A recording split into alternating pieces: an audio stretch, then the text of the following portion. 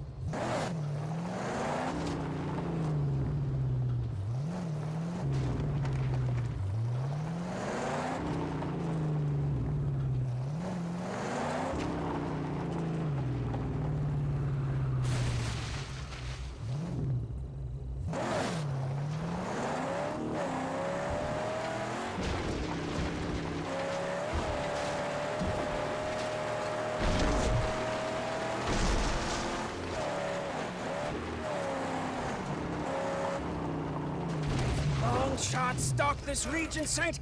Be on guard.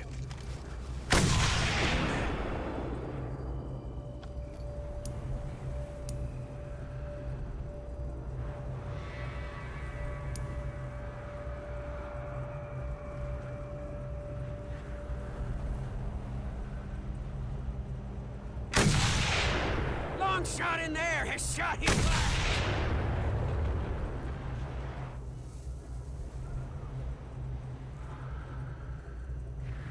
You're not leaving, right?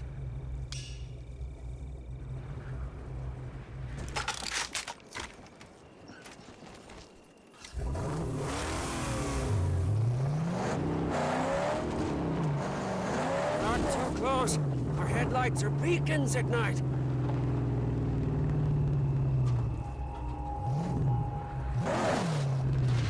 Some unholy blighter coming!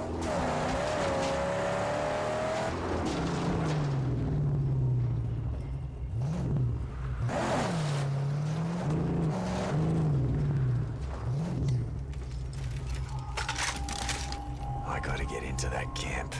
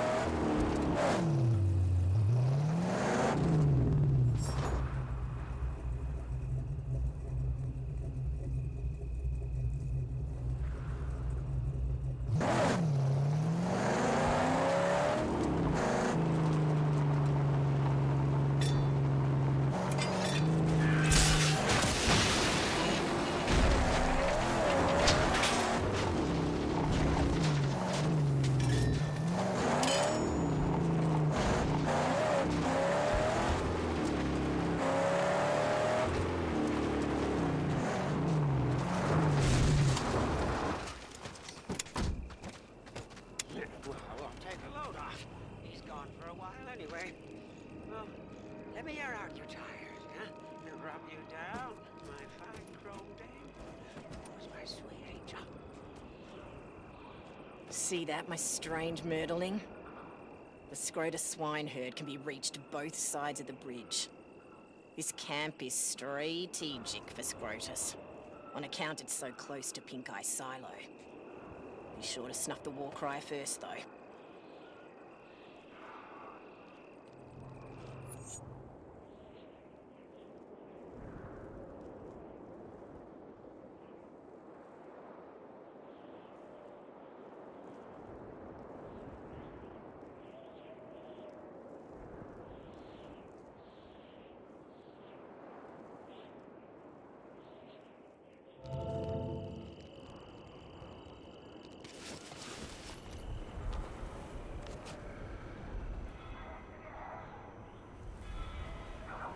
Camp.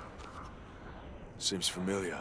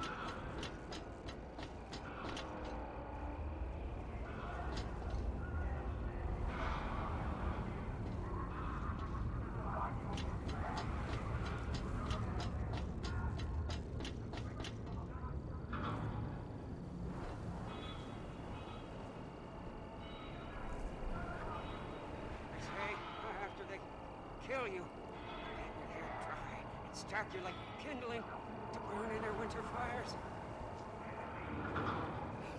No, no, no! Buzzard Hunter's moving closer!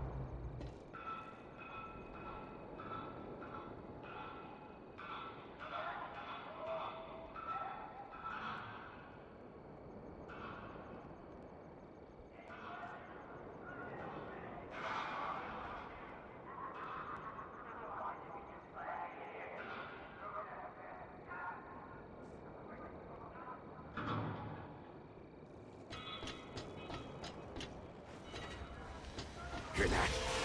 Let all rise!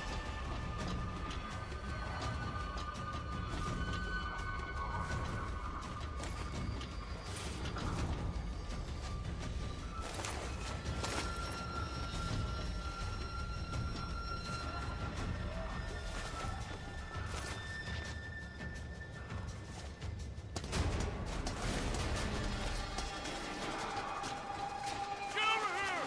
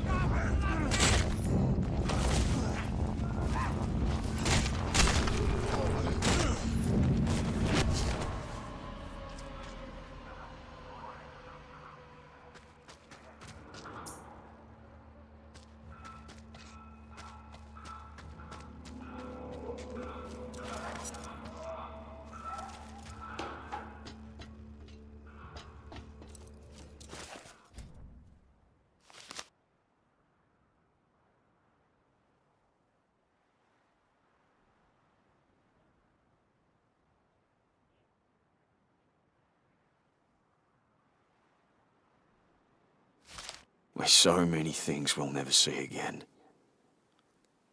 Trust. The great trees, plenty of food, security. Joy.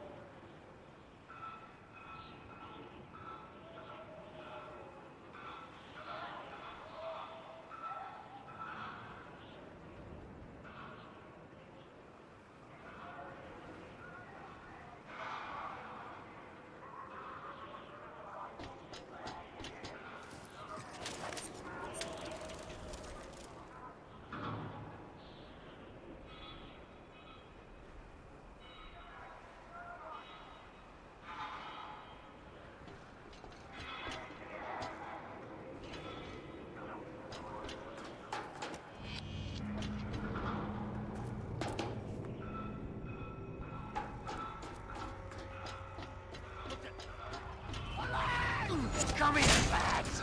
We gotta eat.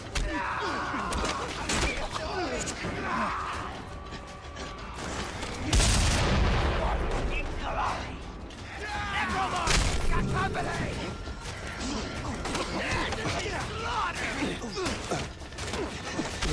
Get his weapons! Yeah!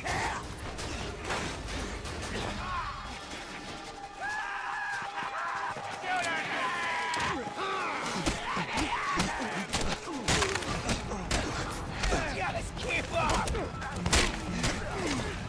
We're on the lead! He's all chop it up! He's already dead!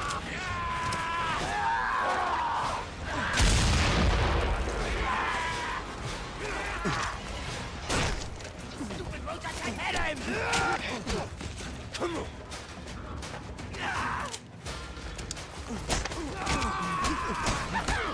Wait, Friah! Help me!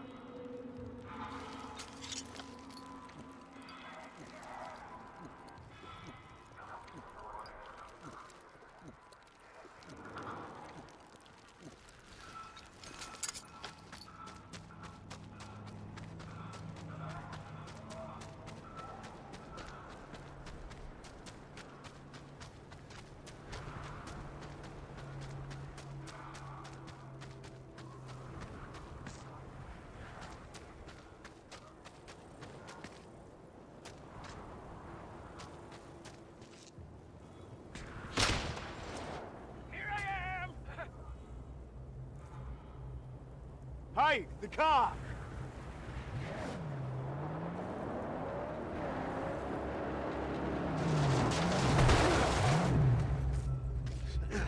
Watch out! Oh no! By the angel! I'm so sorry!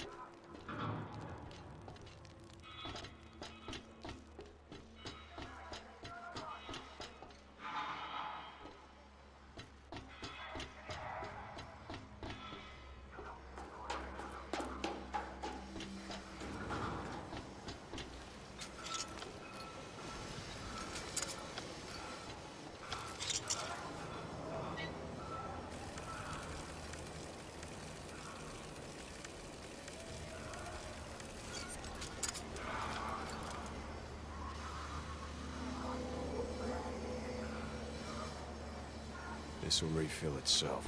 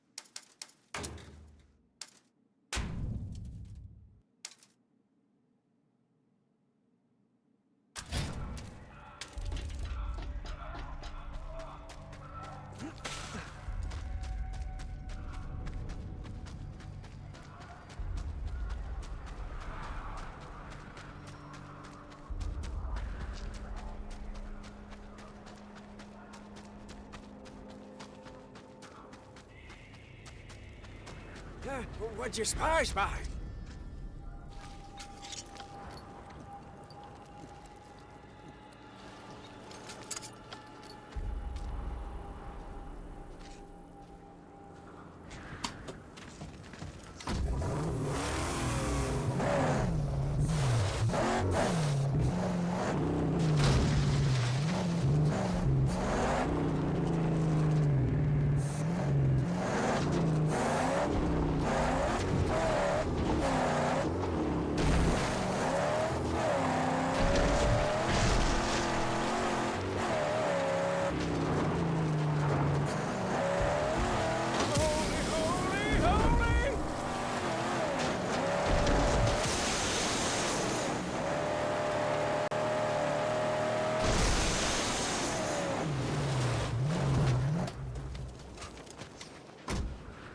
Wait here. Certainly, yes. You know I would never leave your side. Somebody, get over here! Water. Water.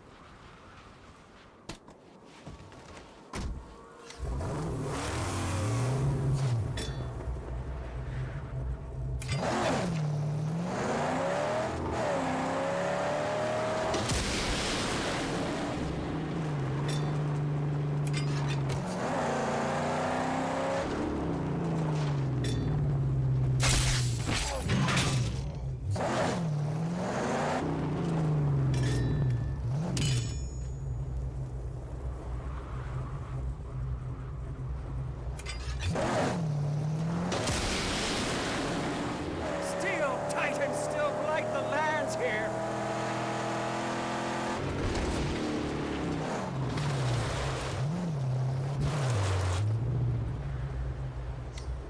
War party!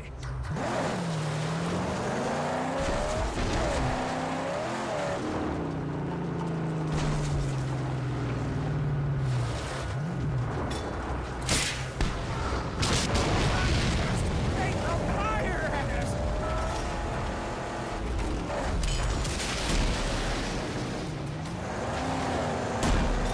Yeah! He'll boost and ram!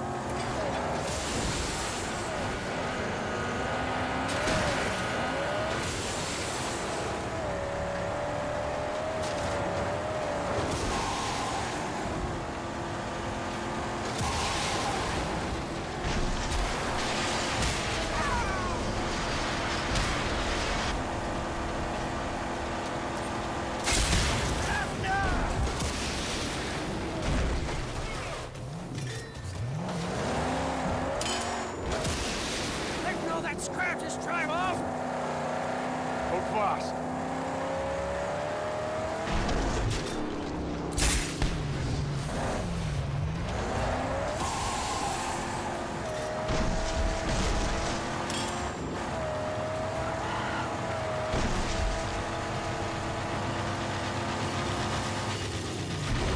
This is not gonna be easy. Plus spark trails, the resilience of cast iron engine blocks, and the death-defying action traction of ground-gripping mud grabbers.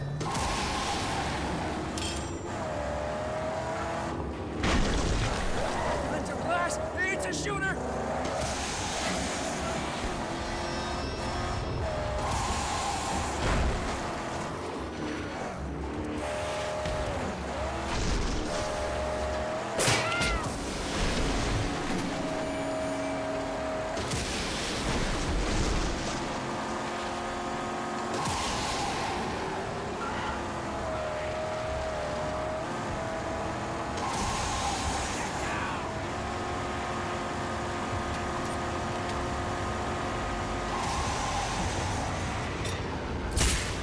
When a stank gums camps, so you can tell from the splishy splashy colors.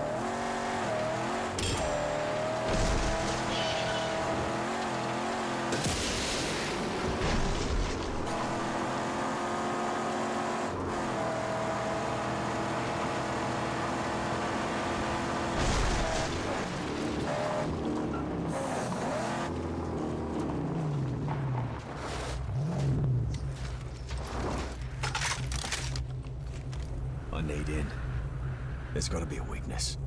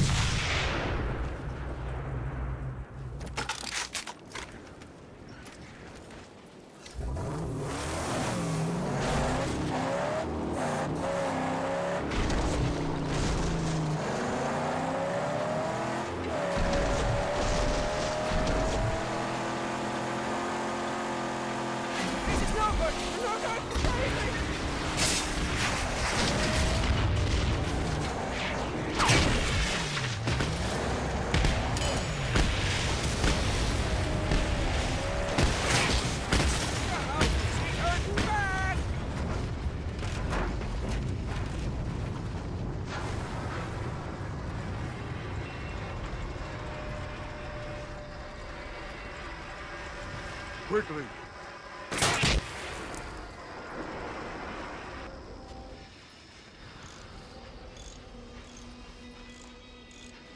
Strap in! Opus is ready to eat blacktop!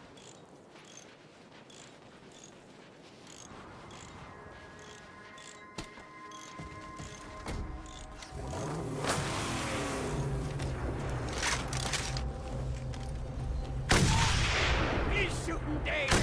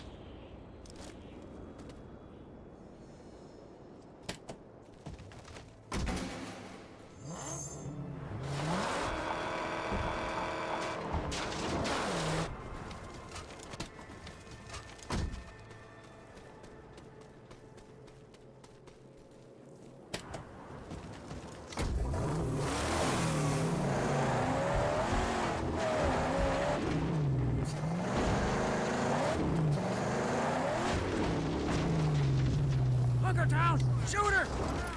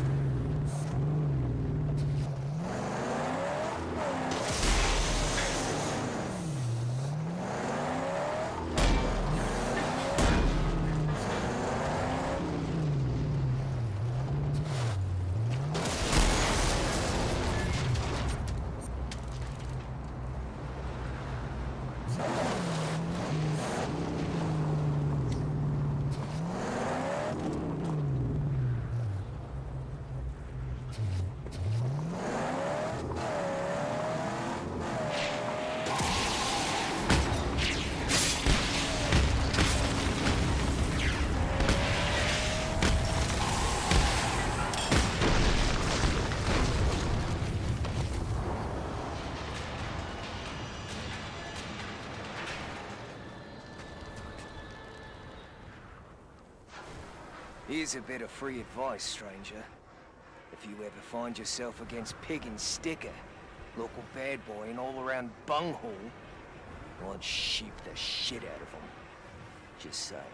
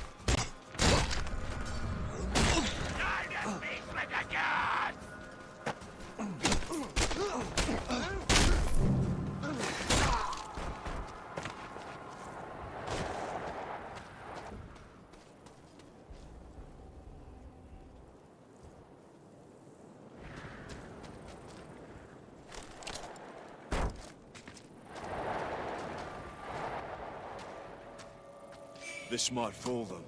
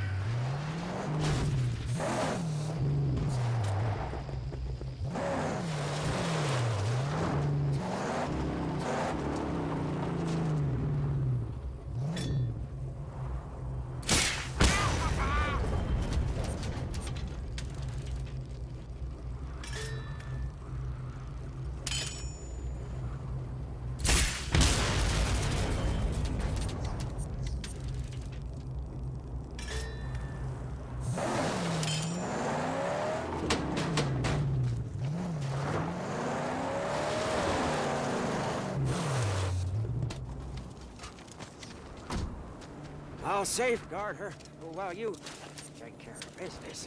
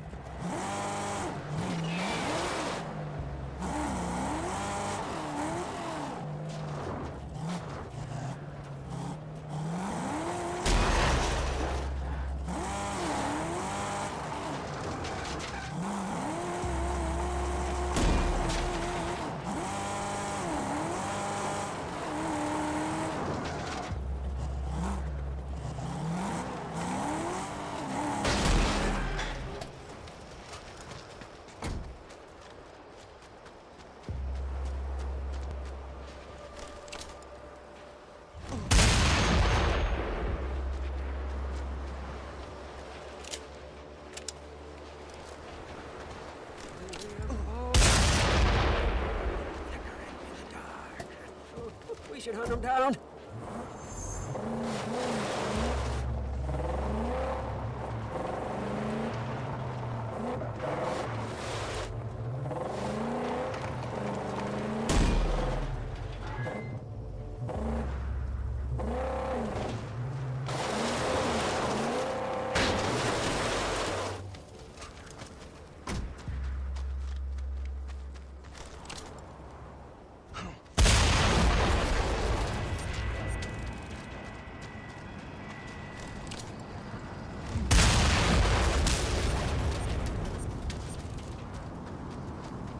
Jubilations!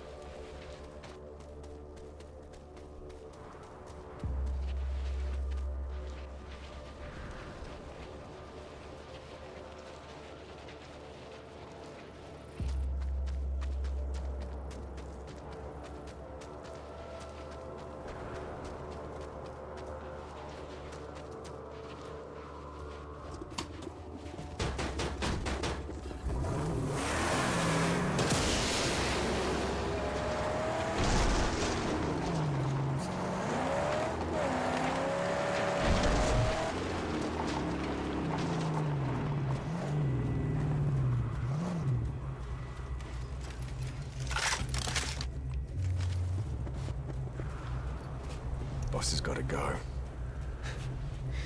Ain't gonna be easy.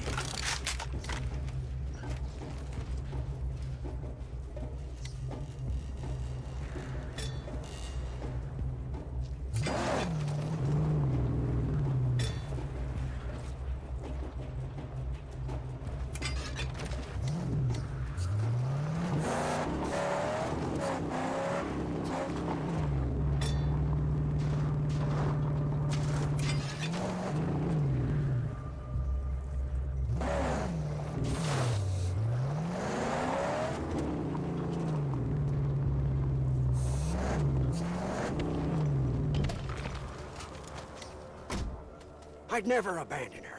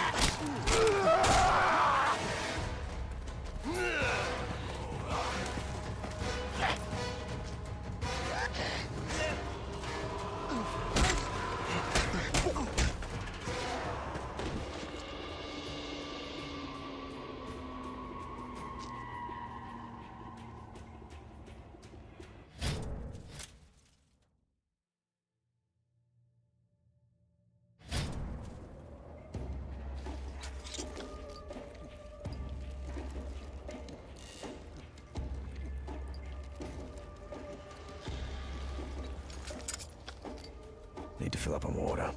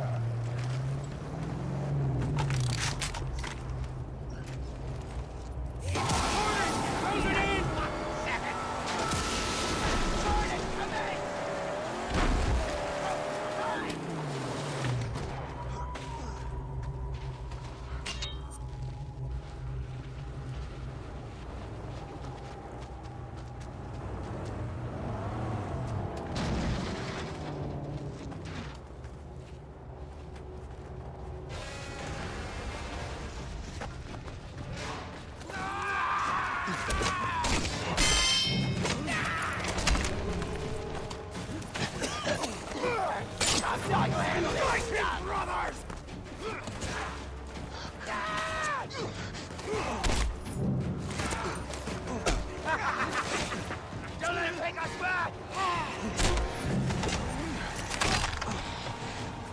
What? Straight up! Look at you! I want to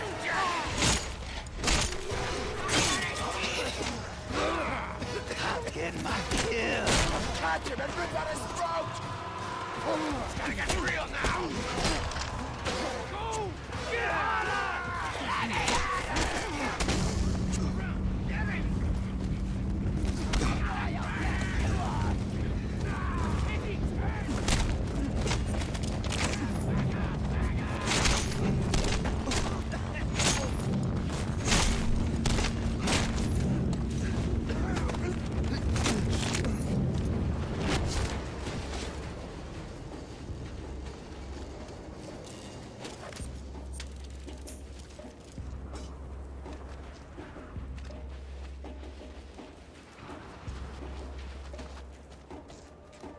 They won't see me coming in this.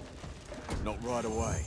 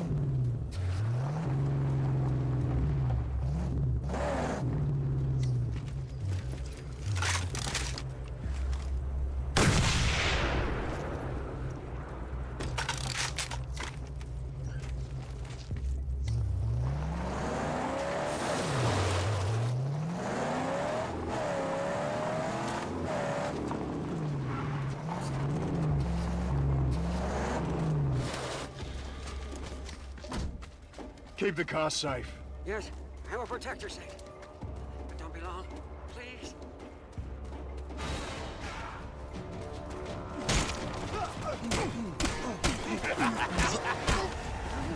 God, in glory!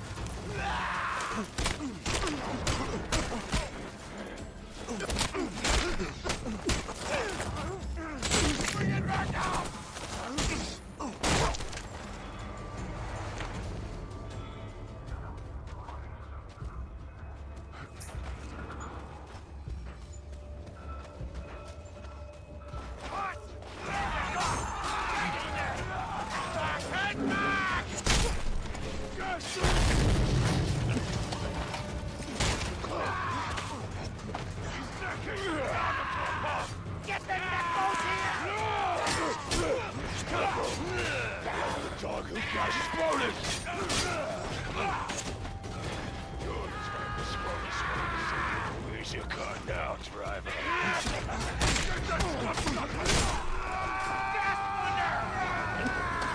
We come for you. The Legion will split you open.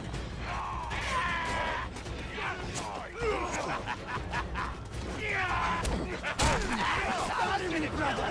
Your death strengthens me. Look out! Alamasha! Top dog will handle this stuff. He's hurt. He who runs to glory. I need the bomb.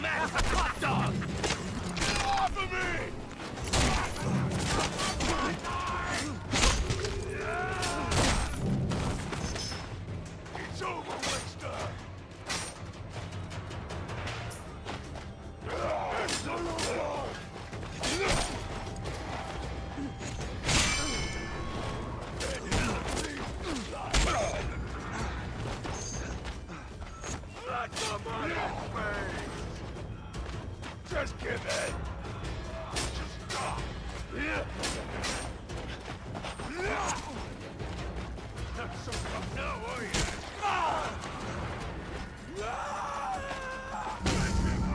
Brother legs! Fucking amateurs! Don't die!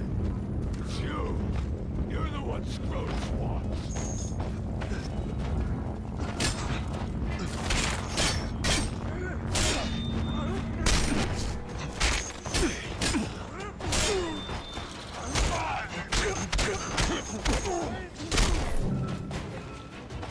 Come on!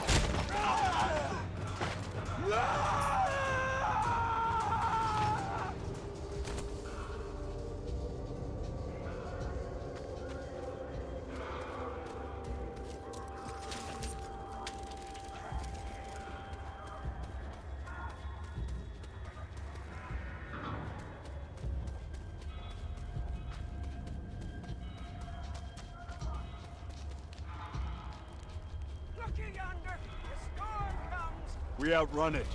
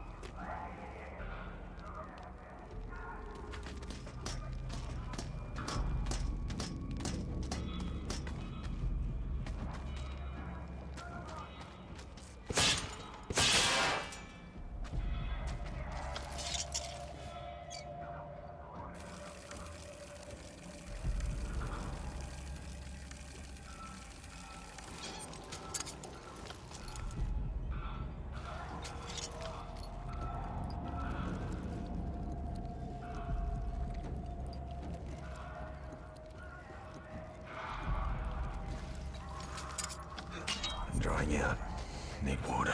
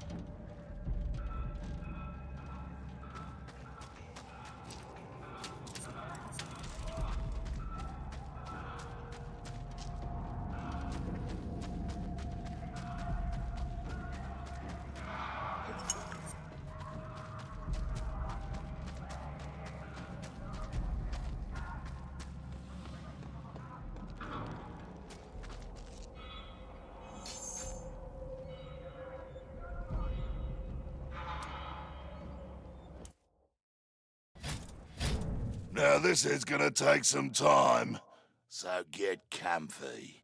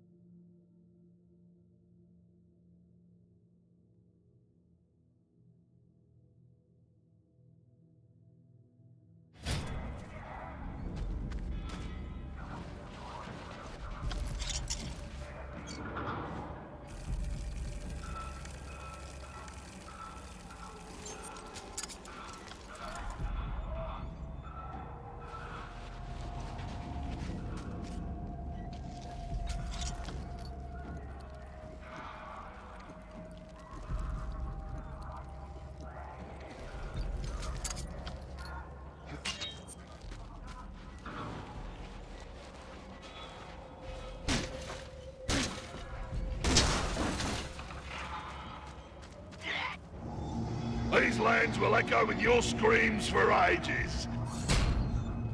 You come into my house now.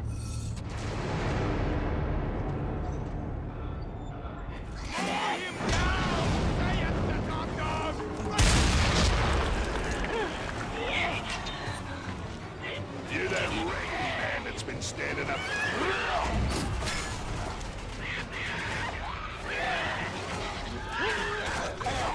It'll be over soon.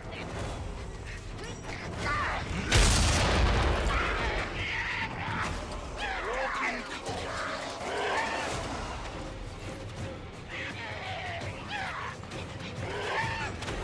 you're marked for my pleasure.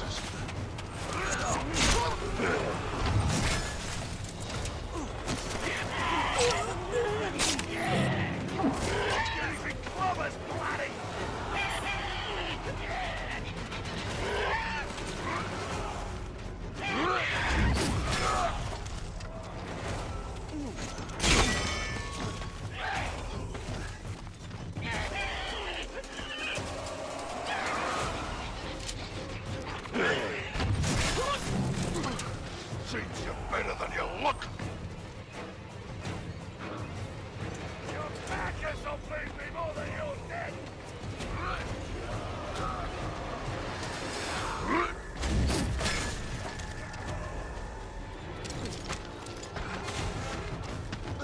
Pain is coming.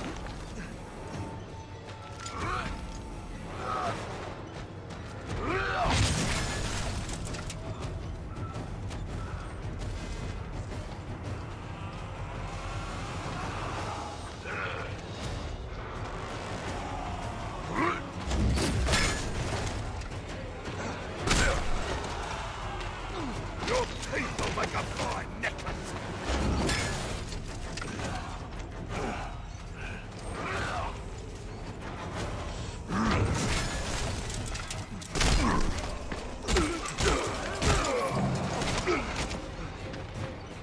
Good.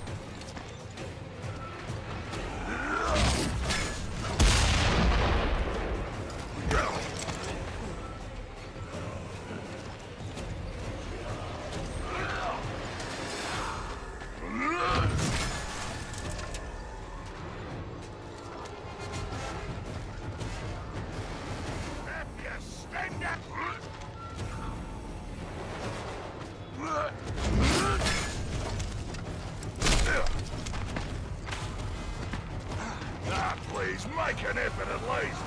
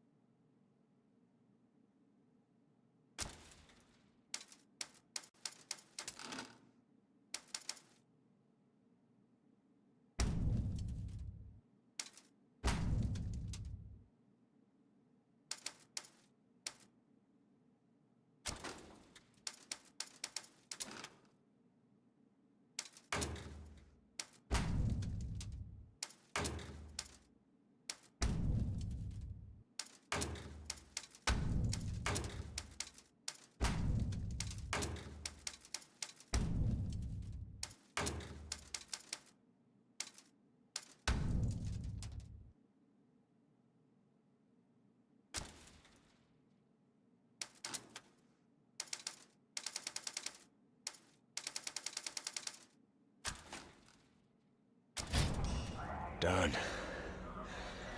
Now to get a beat on that thing in the silo.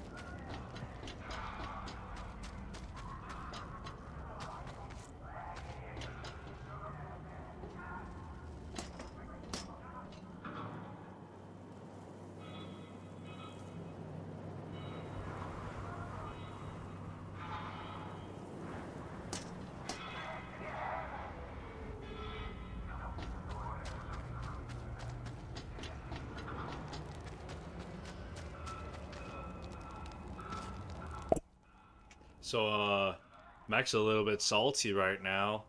I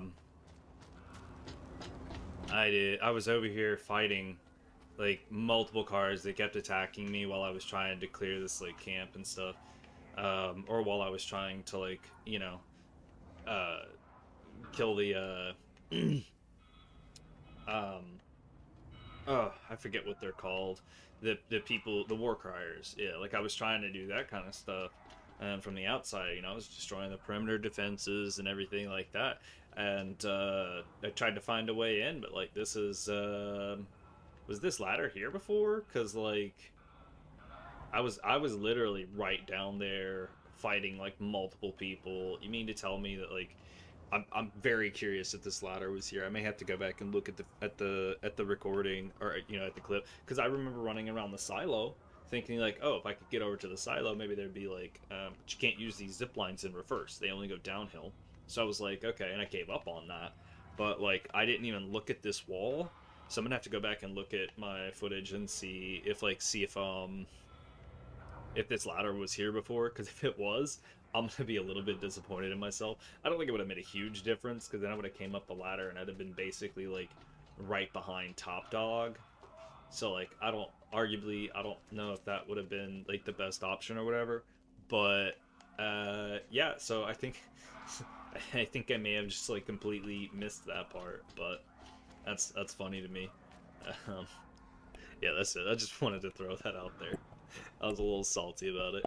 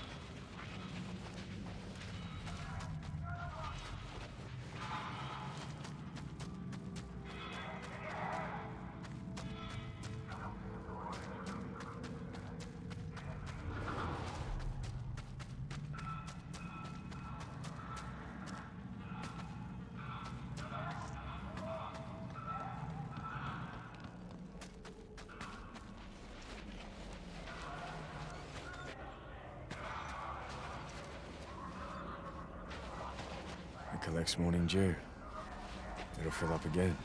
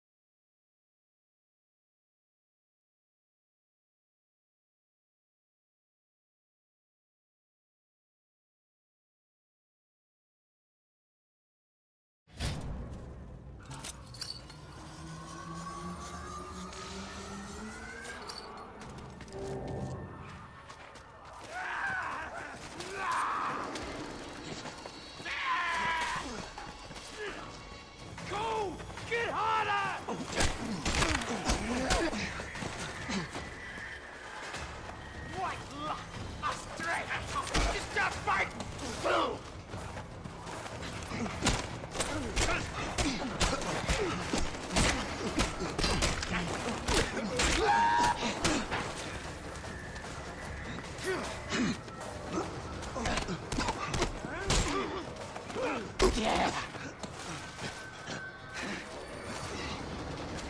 I want the king. Oh,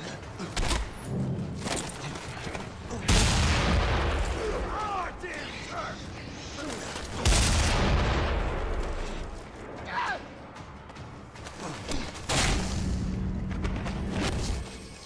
I say this is their sail.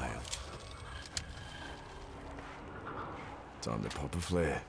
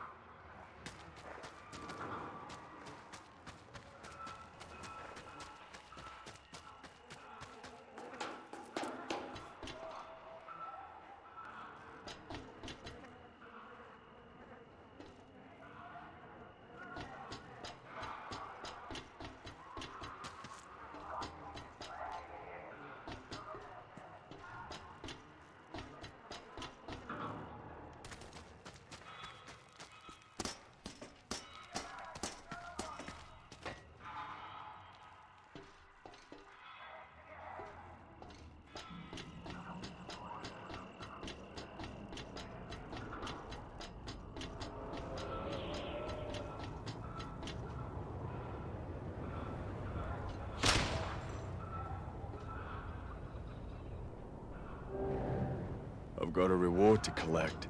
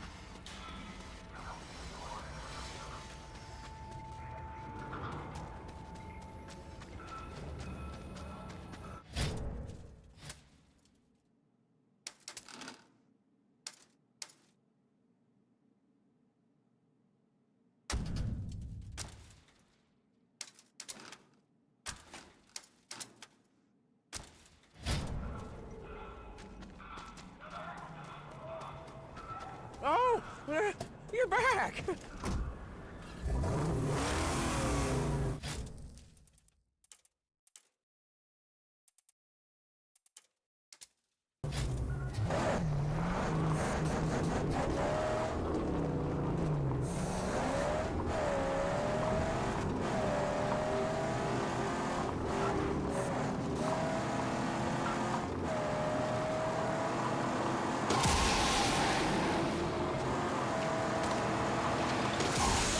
What a blast!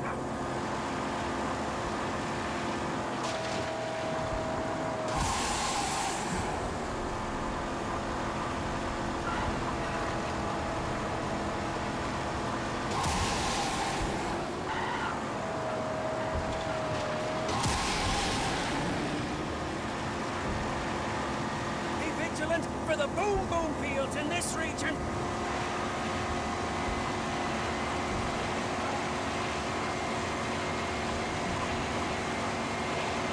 We ought to run these convoys off the road. One by one, they will help diminish Scrotus's power.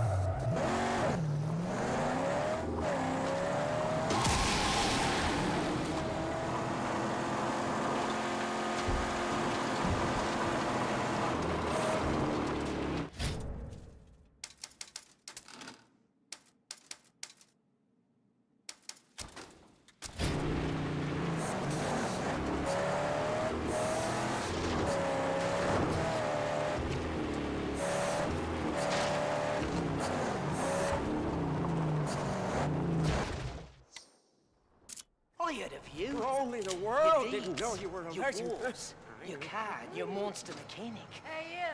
Big tales. How's things going All for you? legends. See? He's that driver.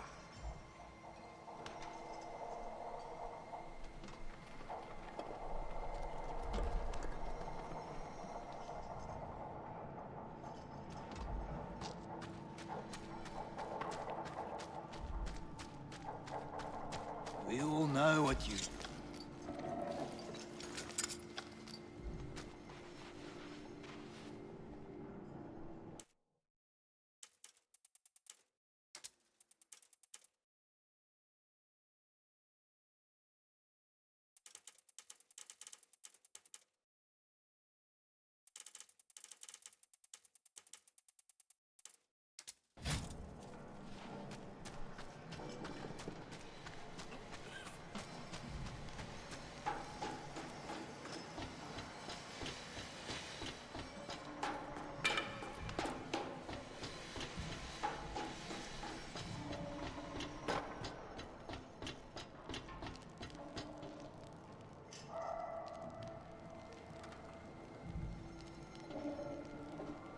We got the sail. It'll come to good use. Still sounds like a fool's errand to me. So is doing nothing. We cannot all give up and just wait to die. Now for my end, your righteous reward.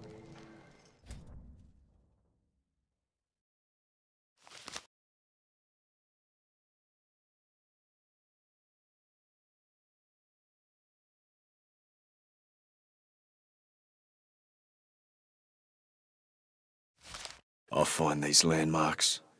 I'll find the loot.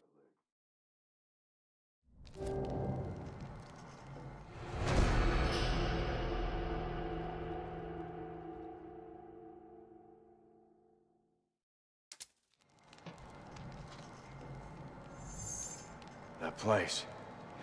That highway. Must be to the north. The Windcatcher is functional. They soon set sail. They'll run dry out there. Perhaps. But the sail has another benefit. Collecting dew at dawn for drinking. But food remains a problem. I know an undiscovered place of the old world, full of tin cans. More food than you and I could ever eat. Bring back what we need, and you get all that remains. What do you think? Deal? Deal.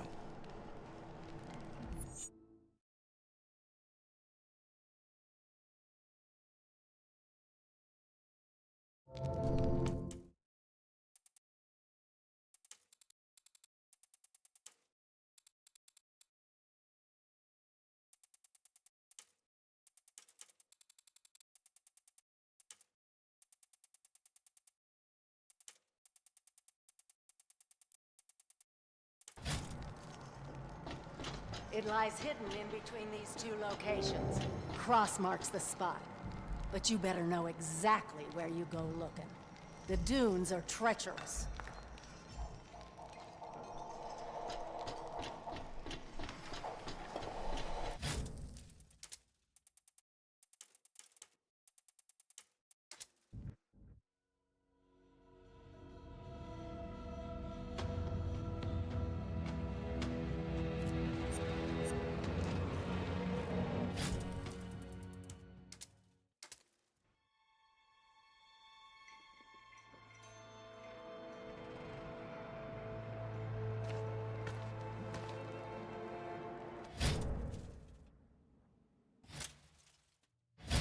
I like your work, driver.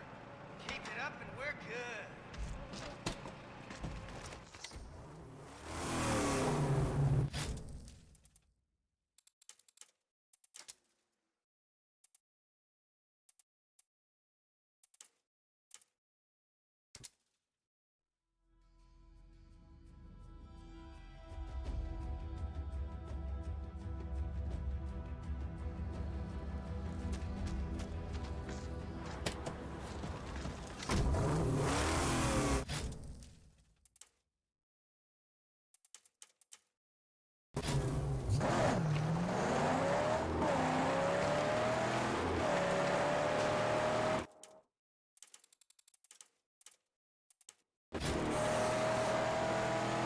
Look, yonder! A war party coming!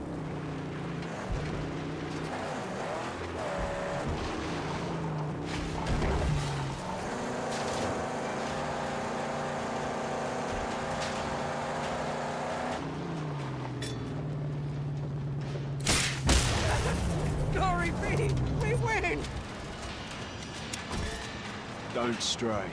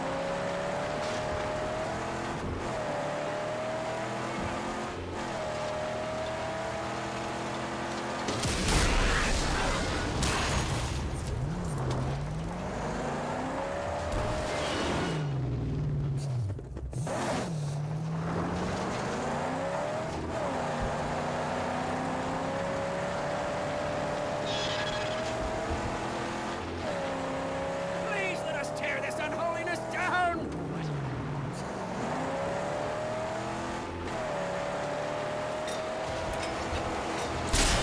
Oh, for the right tank! The right tank!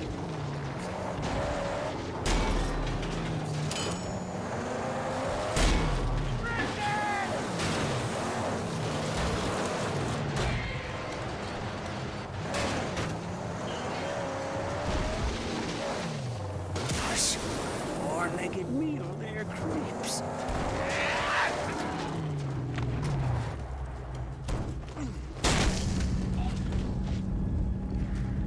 That Grimes crab just bolted.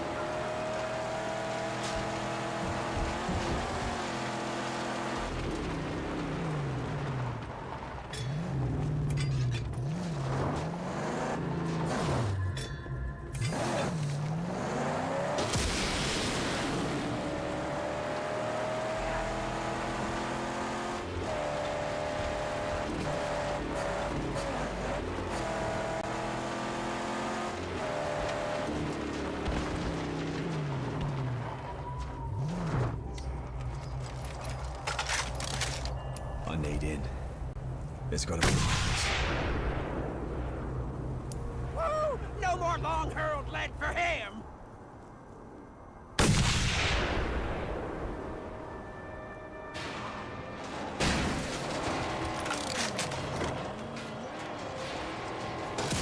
Opposed and flushing, huh? His tank's made fair!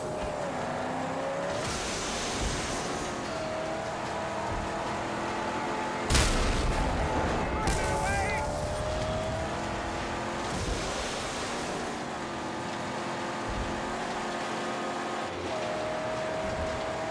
Their lead truck. It carries a great and powerful artifact on its hood.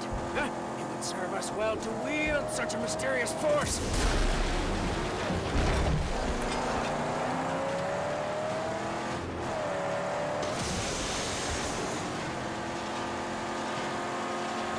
Without his wheels, he'd get nowhere.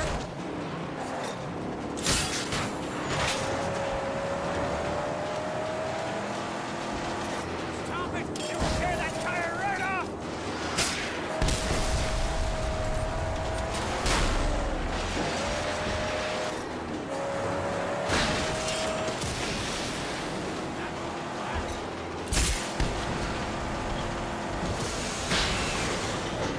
Take time.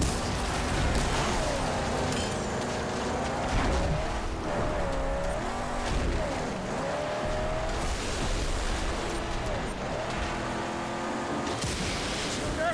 Lead slinger!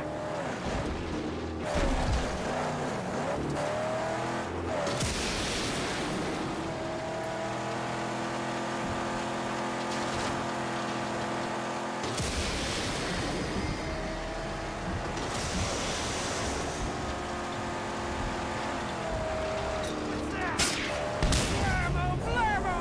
One less to worry about!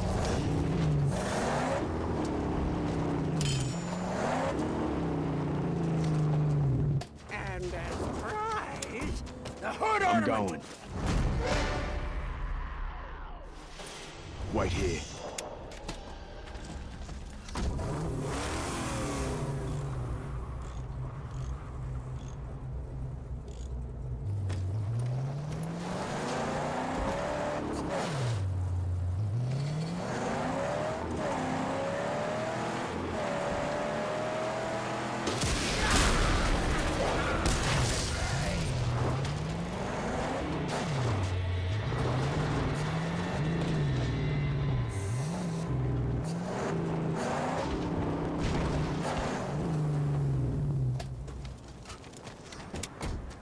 The fuel tank!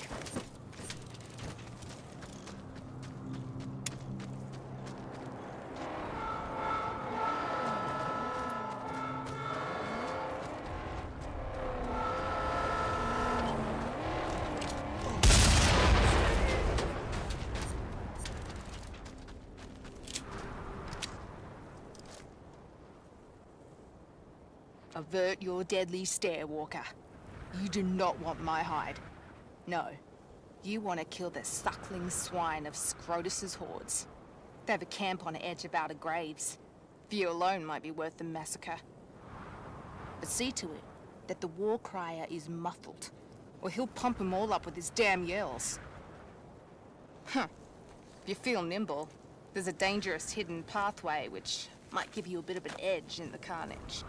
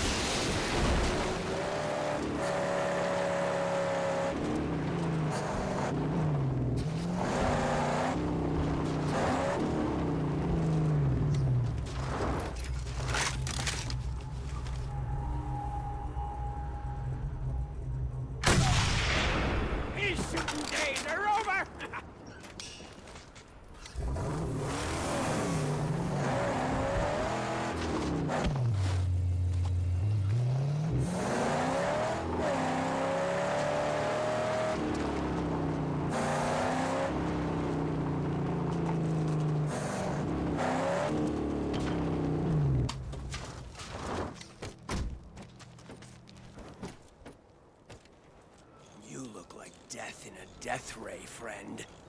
You the one who spewed Destructo on the Red-Eye Graveyard? See?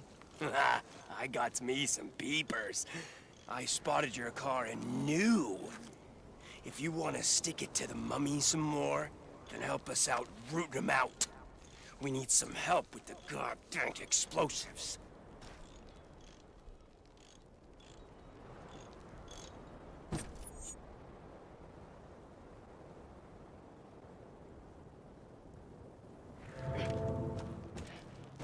Here.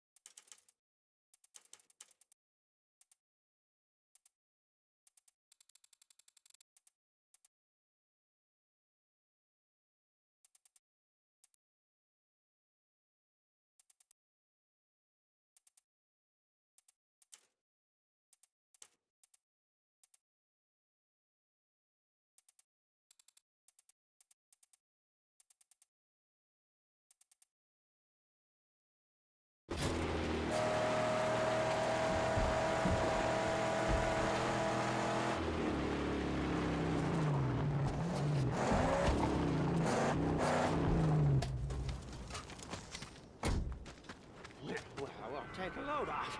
He's gone for a while anyway. Well, Before you let fly your deadly lead, let me say, I wish to thank you.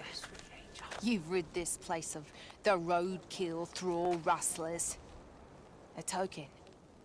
Let me show you this lovely little land of loot.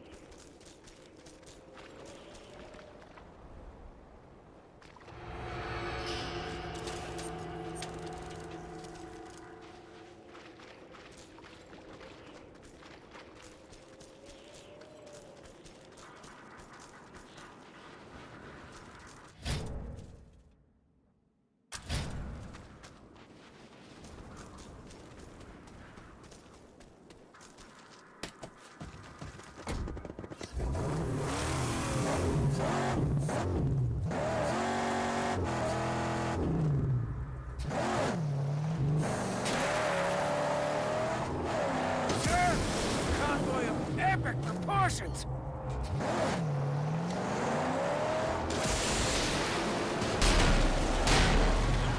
Forget not the grand mojo what sits on the hood, an ornament of great power for us.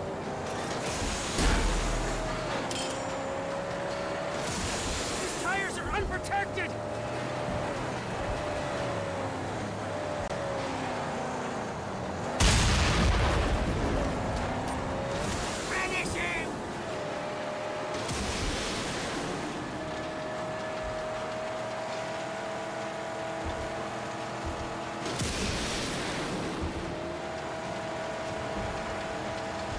He's out for spillage!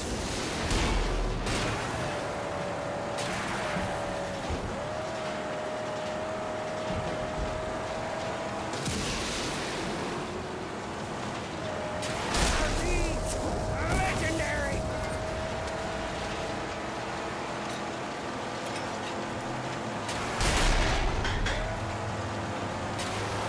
The lead slinger! Hit the gravel!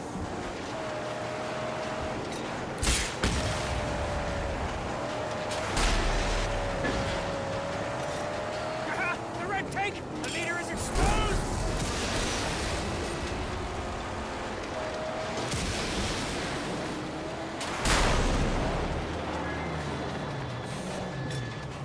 Blammo! Blammo! One less to worry about!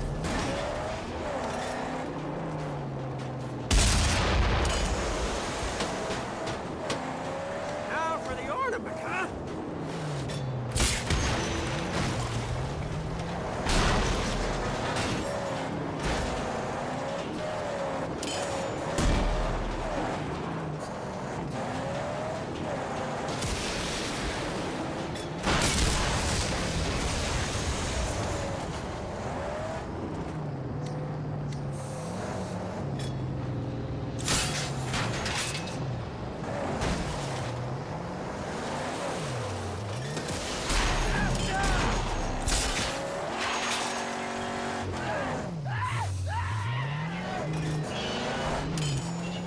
Shoot the tires! Shoot the tires!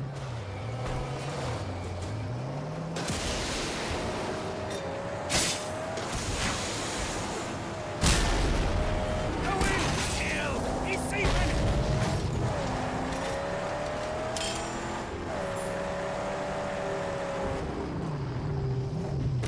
Hurry up and fix the car. Aye! This could work as cover.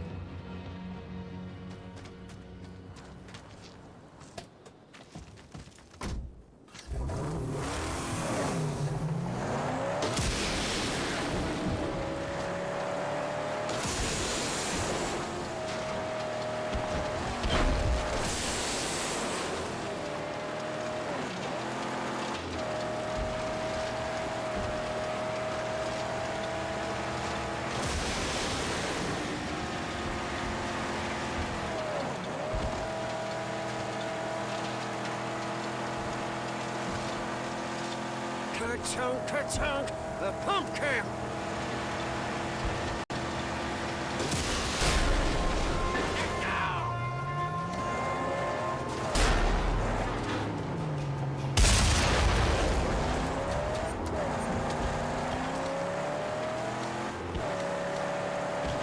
Victory is sweet, but dangerous to trust.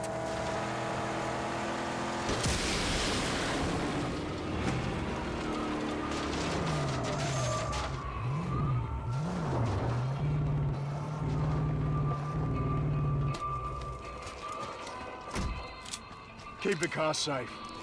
Don't worry, my magnum opus. Don't fret it.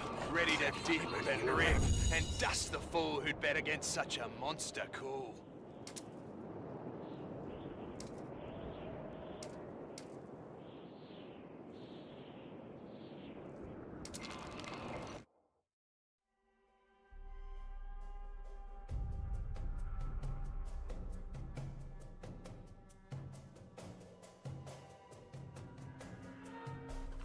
Red tank! Shoot! Shoot!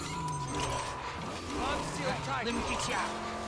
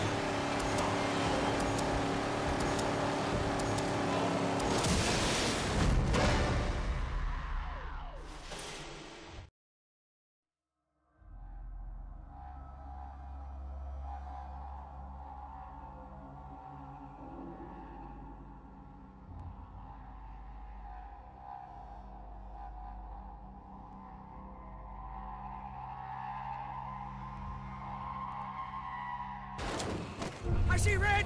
Fuel tanks exposed! Bugs in place. Yeah, crazy thing kills us all.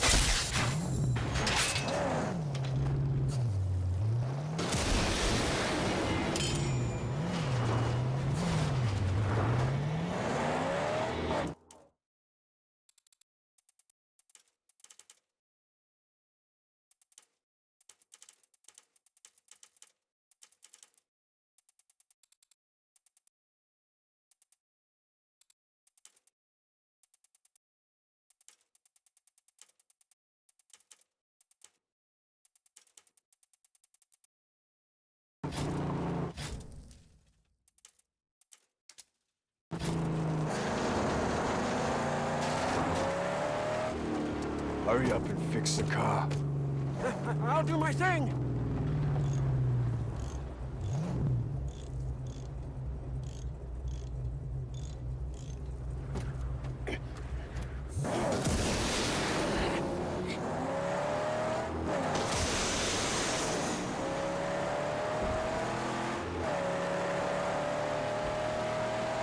Yeah, behold, the roadkill enter the fray!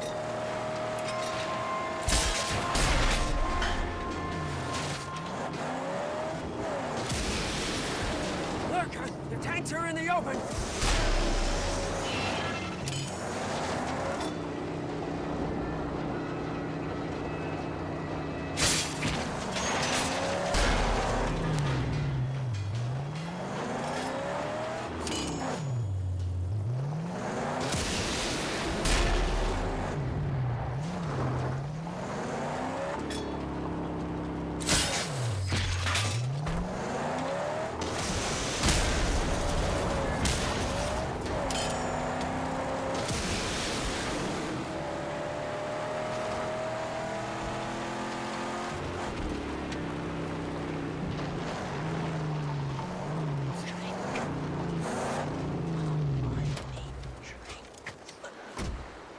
I'll keep an eye on her.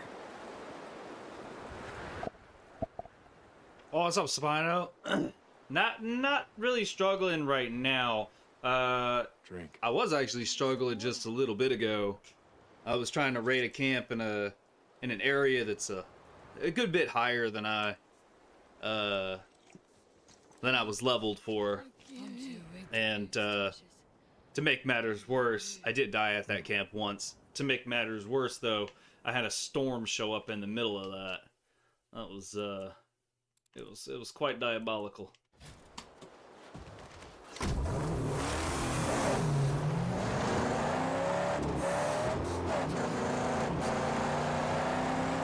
You actually showed up just in time. I was I was actually about to end my stream.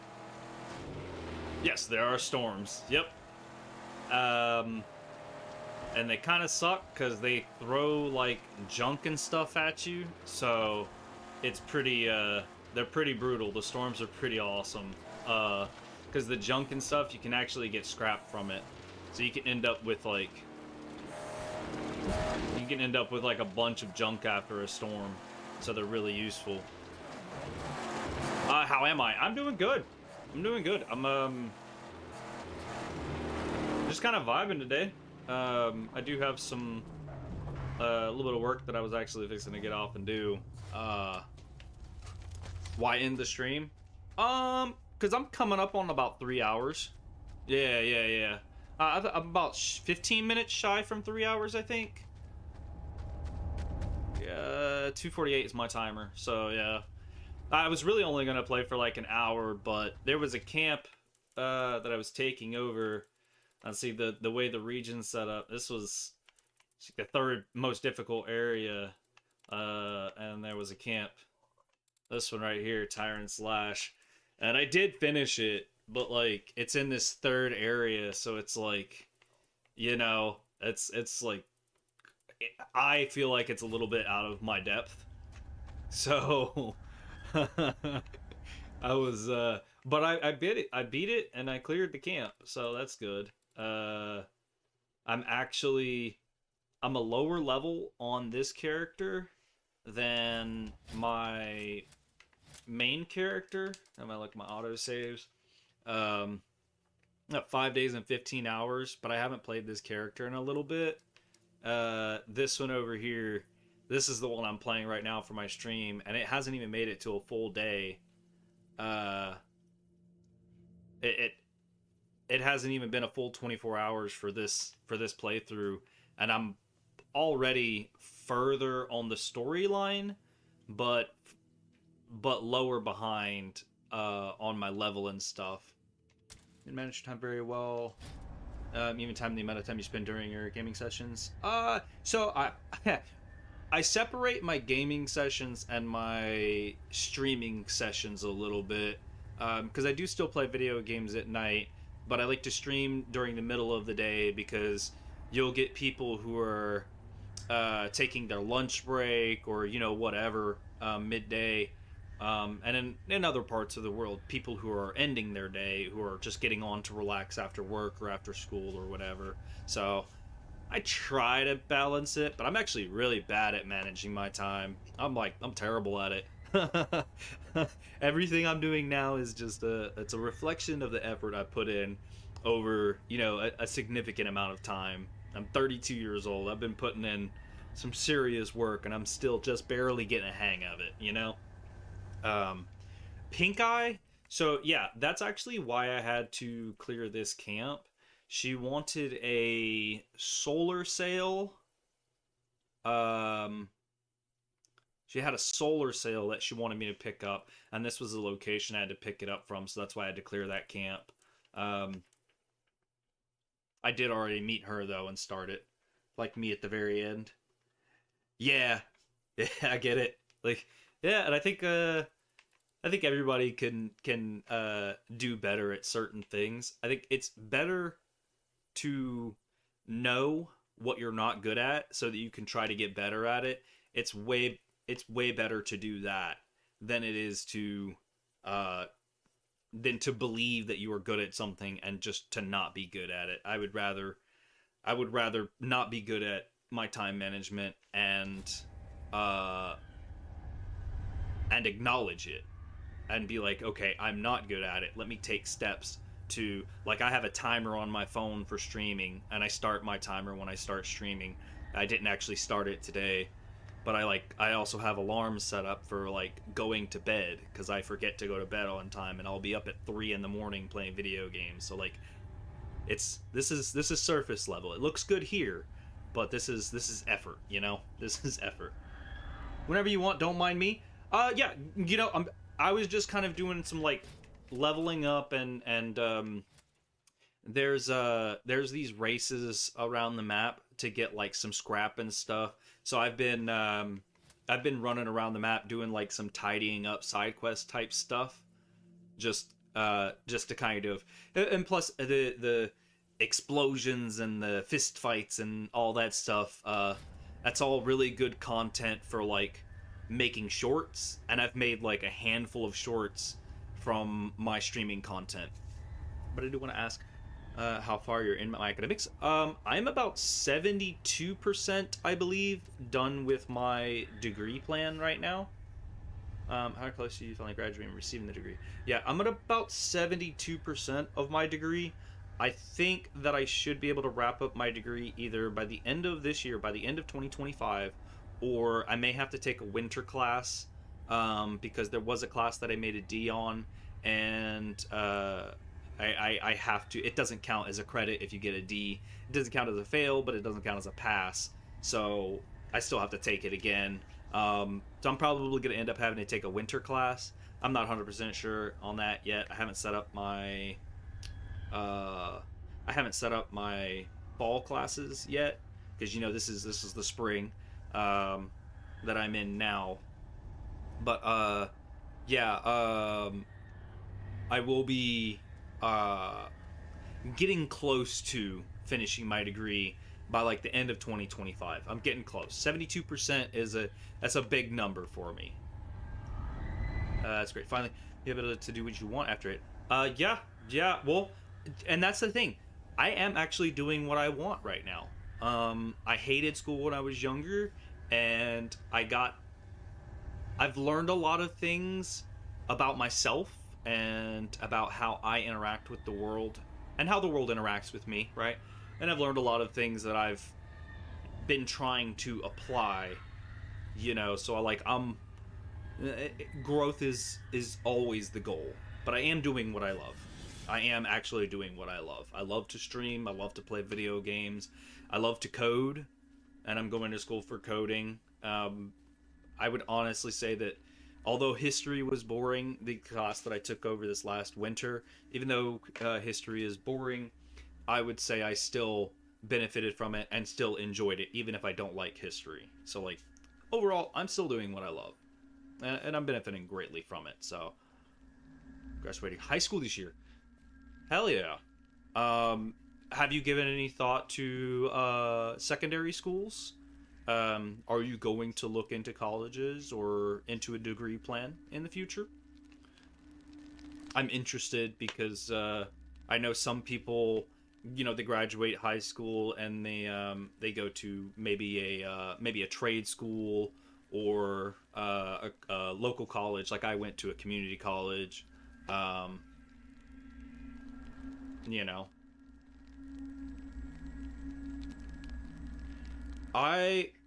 looking at the pretty things in life. So on that in particular, it, like I said, I'm 32 years old. Actually, I think I just turned 33 in December. I think I'm 33. It's one of those two. It's 32 or 33. Secondary, so that would be a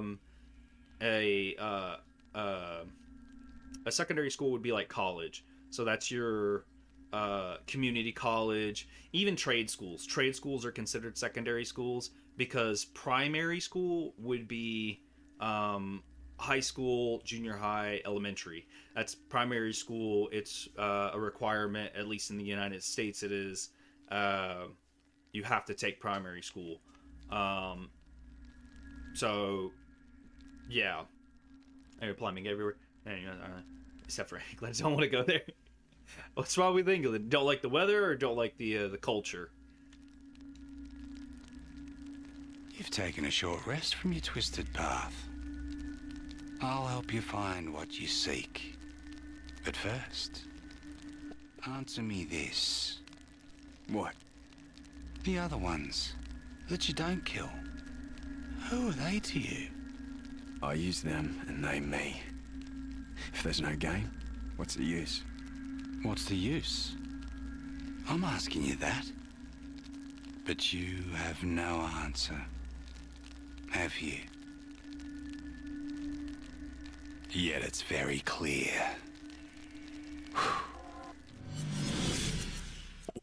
Sorry, I muted myself because I may turn... I like Griffa. He gives these good little speeches. So I was muting myself so that I can potentially cut that and use it for a short later. What type of... You're looking at a couple of secondary schools. Canada, the United States, Ireland. Okay.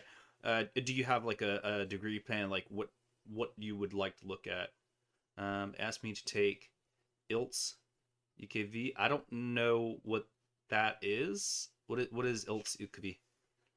ILTS UKV? Am I pronouncing that wrong, or is that like an acronym?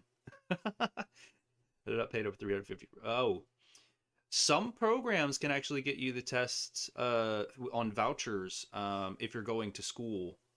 If you take a college program or something that is related to that, like for me, there's a CompTIA certification, and I actually ended up getting a voucher so that I can take that one later on this year, which will qualify me for computer technology and help desk, which is basically people would call me about problems with their computer. Hey, it's not turning on.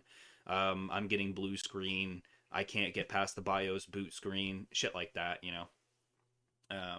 What is else? What is that? I did do the academic one though. I did pretty good. Yeah. See, and I mean $340. It sounds bad, but like realistically, most of those things are for certificates, and certificates are. Most certificates anyways, well, I don't know if I'd say most, but a lot of certificates are actually permanent certificates, and you can put them in a job portfolio or put them with your resume, and that will carry over to, you know, many different jobs. So I would say $340 is a lot of money, but at the same time, you're paying for a certificate that they're not supposed to be that expensive. That's why I'm really glad with my college program that I took, or that I'm taking right now, the C-Tech class that I took, which is computer technology C-Tech. It's after I, finished the class, and I had a C in the class. It was a low C too, but it was still a pass. And whenever I came up to finals, they were like, here's a voucher, go take the CompTIA exam for computer technology, infrastructure, and something else. I can't remember what it is. Computer technology, infrastructure, and analytics, I think, is what CompTIA stands for. Certificates are not supposed to be, they are not supposed to be that expensive. English test that examines your ability in listening, speaking, writing, and reading. Oh, okay. So it's a, yeah, I can't think of the word for it, but it's like a comprehensive, oh, there's a word for it, and I'm just not remembering it. It's also for 2 years. The certificate has a timer on it. I will say that some jobs will also pay for you to get certifications, because being certified in certain things with specific companies, especially in the technology industry, they will likely sometimes pay for your voucher so that you can take those things, because they want you to keep your certifications. Even if the certification runs out, you can still use it for job experience. You can say, yeah, I had my so-and-so certification 3 years ago. It has since expired, but I have taken the certification, and I'm aware of the material that it covers, and if I wanted to, I could go and take it again. It's nice to see how you enjoy walking your path. And again, I cannot stress this enough, it took me a while to enjoy walking my path. I've dealt with anxiety and depression for a good part of my life, and I still do sometimes, but I've thought about it so much, and I've kind of enforced this idea that, at least for myself, dwelling on the things that I don't like doesn't really help me very much. It really only makes my depression worse. And it's also really I'm not saying like I'm super intelligent or like a crazy smart person. I'm not like a genius or nothing, but there is a correlation, scientifically speaking, there is a correlation of people with intelligence or a broader perception of the world and understanding. There's an inclination or a correlation to be more prone to depression, because it's harder to deal with the problems of the world knowing that you can't help. When I was younger, I used to help build houses for Habitat for Humanity. It's something that I've always had a problem with homelessness. I don't think it's something that anybody should ever have to suffer through. I think that a lot of things can happen to somebody to get them in a really very tough position. And I think that homelessness is one of the biggest problems, at least to me, in America. And it's easy to complain about it, and it's easy to say, man, I hate homelessness, man, I wish that things would change. It's a whole other thing to say, there are programs out there that help build houses, and to go and sign up for one of those houses, house building programs like Habitat for Humanity, as a volunteer. And I did do that because I saw it as something that it was important to me. You can only grow whenever you leave your comfort zone. That is true. You can't grow without exploring, and a lot of people will do the safe thing. They'll stay where they can because they can survive there. And I'll be honest, in America, in the United States, it's easy to say, this is easy, I'm going to keep doing it. That's the easy thing to do, right? It's always difficult to say, I want to learn this. I'm going to put that effort in to learn this. And I'm always proud of people who take those steps and do the difficult things that are going to make them happy. Because you can say, well, I'm not miserable, but I'm not happy, so I'm just going to stay where I am. You know, chase your happiness, chase your joy, because this life is short. And it's one of the longest things you'll ever do. Life is the longest thing you'll ever do. But it's also extremely short on a relative time scale, you know. But know that your path forward is a bright one, and I'm wishing you the very best. I appreciate that. Yeah, and that's kind of why I have a bit of a positive outlook on a lot of things, whether they be negative or not. And even for negative things, I think you can look at them and be like, okay, this is negative, and you can complain about it, or you can say, how do we change this negative thing? I was in the military for a little while, and there's one thing that they really kind of stressed whenever I was in basic training in AIT, and it was kind of, if you have a problem with something, don't come and tell me that you have a problem with it. Don't tell me the system's broken. Don't tell me there's nothing in this world that's good, without coming to me and also saying, or thinking of, or at least attempting to think of some way to make it better. Even if you admit, I don't know the proper answer, but I want to help make it better, because just saying the world is miserable and I hate it, you're making yourself miserable, right? And I don't think that's healthy. I've done it for years, and I don't think it's healthy. In fact, I know it's not. How long have I been?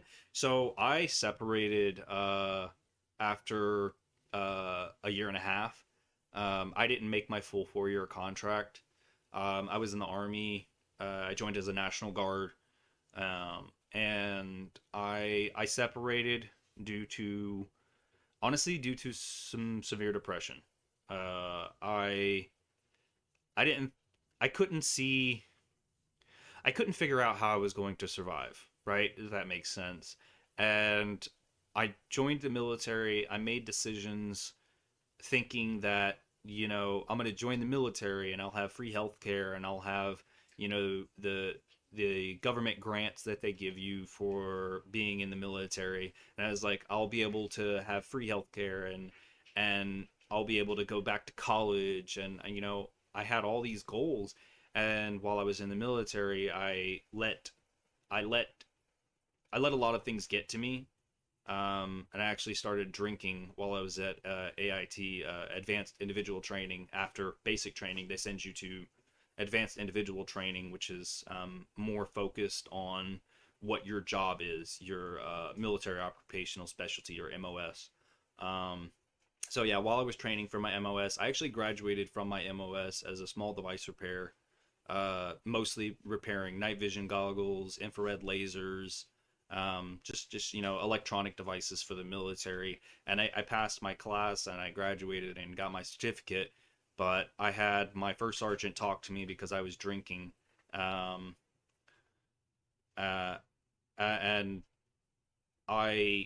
I was in a bad place, and I got caught drinking at AIT, and you're not supposed to. You're supposed to be sober at AIT. You're not supposed to drink. And I did. I got caught doing it, and they kind of just sat me down, and they told me, like, we're giving you a choice right now. Because these habits are destructive behaviors, and if you don't think that you can resolve these things, either with help from mental care or mental health care, stuff like that, if you can't recover from this, then you would actually probably do better to separate from the military, because at a certain point you're doing more damage by staying in unhealthy than you are by just getting out and finding the thing that you want to do. Like, don't be miserable in the military is basically what my first sergeant told me. And he was like, you're drinking, this is destructive, you seem to be depressed, you seem to be missing home. Do you think you can make it? Do you think you can do this? They hit me with the UCMJ, which is a Uniform Code of Military Justice. It's basically a reprimand. It's like a write-up. But because I had graduated my AIT class, I was just waiting for my orders. And whenever he sat me down and told me, like, you can make a choice here to separate, and he told me, he was like, if you don't, and you think you can do this and you want to push through, when you get to your first duty station, you will have to handle this UCMJ. You will have to deal with consequences whenever you get to your first duty station, because they didn't punish me at AIT. But they did tell me that whenever I got to my first duty station, that I would probably be on bitch duty for a little while. I mean, that's basically like the simplified way to put it. Like I would be at the beck and call of my leadership as soon as I got to my first duty station. I wouldn't have been able to deploy for at least a year. It would have stunted my growth in the military, and the thought of that alone kind of depressed me a little bit. And I was like, you know, if this is how I am now, if I'm drinking to cope, if I'm already feeling the depression, if I see what's going to happen, and that just the thought of going to my first duty station and having to deal with more of the same bullshit, if it's going to be like this, and I agreed with my first sergeant, if I can't handle it, I need to step away. And that's what I did. I wanted to be in the military. I thought it had a lot of good benefits, and I still believe in military force. I don't agree with every war we've ever been in, but that's like a whole other conversation by itself. I do agree with the need for the military. I do understand and agree with the need for foreign and domestic protection through military force. And you know, I was more than willing to go overseas and fight for my country. However, I felt like I would be in more danger mentally going over there, and I kind of wish that a lot of guys in the military would look at it with the same type of clarity that I was given from my first sergeant, because the way that he explained it, and it really helped me get that sense of clarity. And a lot of guys in the military, they don't get that sense of clarity. Yeah, America does need its soldiers. We have one of the largest armed forces in the world. It's crazy. But no, like there's a lot of guys in the military who are seriously suffering. And what's crazy to me is there is some level of toxic behavior in the military and the police force, where it's almost like a suck it up mentality. Like, you know, my first sergeant cared. That's why he was straightforward. He cared. He genuinely cared. And that's the thing, is you have to be open to taking that advice when somebody near you does give it to you. And I did. No, he definitely cared. And he made it his goal to make sure that people made it to their duty stations. But he also made it his goal to make sure that people understood what they were getting into. He made sure that they understood mentally where they are, and you know, just aware of yourself and how you feel. I just don't feel like everybody takes the information and uses it properly. A lot of people will mask it and be like, no, Sergeant, I'm fine, I can do this, I'm fine. And it's that man up toxic mentality that a lot of people have. And it's not really on the sergeants, it's kind of a culture thing. Sergeants are always represented as unforgiving and such. You know, and I've seen in movies and media representation of military leadership, they do always come off as very callous, and but a lot of them do actually genuinely care. It takes a ridiculous amount of training to become a drill sergeant. And it takes a ridiculous amount of dedication to your fellow soldiers to be a first sergeant, to be a leader of a group of men who look up to you and expect to get proper commands, valid commands from their people. And not everyone's like that, but I do feel like it takes a special type of person to take on that role. Not everyone's able to become soldiers. Besides, there are important jobs everywhere. And this is not a slight to anybody, but McDonald's always needs people to work. And I just wish that those jobs got paid better in the United States, only because people want to pay minimum wage for a guy flipping burgers who's in his 30s at McDonald's, but they always say that that's a high school student's job. Well, if the high school students were working at McDonald's, then during school hours, who's working McDonald's? The 30-year-old flipping burgers.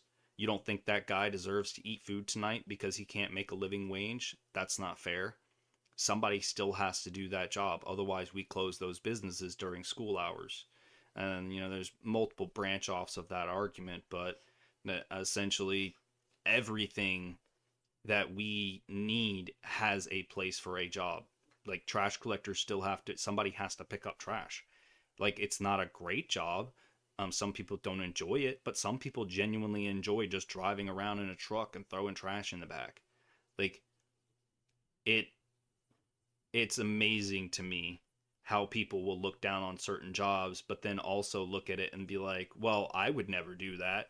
If you wouldn't do that, and your neighbors wouldn't do that, then who does it? Right? Who does it? Who works McDonald's if you don't want to work McDonald's? Well, that's for the kids. Like, that's a stupid argument. If you know, if it works like that, we would never have McDonald's. We would never have Subway. We would never have stalkers at Walmart. High school kids pushing buggies inside. The world would be absolute chaos if we followed the stupid ass rhetoric of this is a child's job. Children should not be doing jobs. What they reward you with, most of the time it's just well, what do you mean by rewards? Because there are benefits that you get from being in the service. Multiple services offer programs for higher learning. You can get grants, and everybody that joins the military has access to these grants. After their service, I believe they're required to finish their contract, which would be a 4-year contract. For most people, 4 to 6 years. Income. So income is based on pay scale. For an E1, enlisted rank 1. You know, it's been some years since I thought about the ranks, but you start at E1, and basic training is a 24-hour, 7 days a week job until you finish basic training. If we factored how much time the military has over you during basic training and AIT, which is basically 24/7 for the entire cycle, basic training and AIT, you are on duty, but you get paid a set amount for your pay grade, and so it's salaried. I would have to look it up online for the ranks and pays, because it does kind of change over the years. It fluctuates a little bit, but it's not that I hate the pay at the lower ranks, because you're basically on call 24/7 in basic training and AIT, and if you were to do the math on it, you are making less than minimum wage. You are making far less than minimum wage if you factor in that you're basically on call. And the main reason I say that in basic training is because I've had my barracks inspections be literally at 4 in the morning before going to do PT, physical training. So having a sergeant come into your barracks, holler at everybody to wake the fuck up, and they check the, tidiness of your locker and your bed and, full on inspection. And then they walk out, and, sometimes they toss bunks. They're like, this bed's messed up. Flip the whole mattress over. Do it again. There's also a little bit of psychology behind it. That's because the U.S. universities ask so much about working in the U.S. military. Yeah, so the main reason that they do ask about working in the U.S. military is because of the grants that you get from the military services. I do believe some schools will also offer discounts. And like my dad, he was in the Air Force for 24 years. After about, I don't know, I think he was in for like maybe 18 or more years, and he started taking college classes, and they actually gave him discounts on those classes because it was related to his job. He was in fuel cell maintenance. He worked on airplanes. He was a mechanic. So he went to school for stuff like that, and they paid for him to go to school for stuff like that. So that's why they ask about your current standing in the military, or if you are a veteran. Sometimes some schools offer discounts. Some programs are geared towards military, as well as the grants and stuff kind of factor in as well. So yeah, it's definitely something they are curious about in the United States as far as that goes. But yeah, I've had a drill sergeant come in at 4 in the morning with, yeah, the morning trumpets, that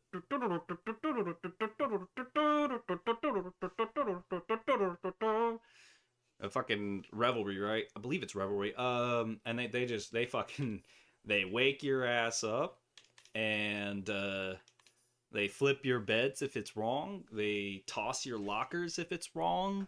And then after that, they walk out of the room and they go, "Get dressed for PT. I want to see you on the field in 5 minutes." And if you don't haul ass, you're doing push-ups as soon as you get down there. Why did it take you more than 5 minutes to get downstairs? You know, attention, front of the rest position, move, 1, 2, 3. Like, that's a, there is a reason, though, that while it takes a lot to do a job like that, you have to actually care, at least to some degree, to want to be a drill sergeant. Nobody takes that job without caring about the future growth of soldiers, right? They care to some extent. But the main reason that they're so rough on new troops, and this is something I try to stress on a lot of people who are like, the military should be easier on their troops, it causes post-traumatic stress and everything, and like, I get what you're saying. I get it. I truly understand. But here's the issue. When you have soldiers that go overseas and they've never been yelled at, they've never been told, go do this now, do it fucking fast. And then that happens overseas whenever you're in a war zone, right? You're in the middle of a war zone and somebody shouts at you, your buddy just died next to you, a sniper took him out, and you have to pick up his RPG and return fire now. And you have your superior, your commanding officer, look over because you're the one that's closest to that, you know, rocket launcher, you know, and they look at you and they go, grab it, fucking grab it, return fire. Like, they're not going to be soft on the field. They are yelling at you because it's gunfire going around. There are explosions happening, right? So if you can't handle a drill sergeant yelling at you, you're not going to make it on the field. And I tell people this all the time whenever they see drill sergeants and they're like, yeah, the first drill sergeant gets in my face and starts spitting and sputtering in my face and yelling, I'm going to go off on him. I said, cool, you'll never make it to the field of battle. And even if you did make it, you'll never fucking survive. Because they will be shouting, grenades will be going off near you, people will be shooting past your fucking head. If you can't handle one man yelling at you to tie your shoes faster, you will never survive. But yeah, I've seen Forrest Gump. Yes, sir. One of my favorites. I love you, Jenny. My name's Forrest Gump. Fucking love Forrest Gump, man. I've actually seen that movie multiple times. Fucking love Forrest Gump.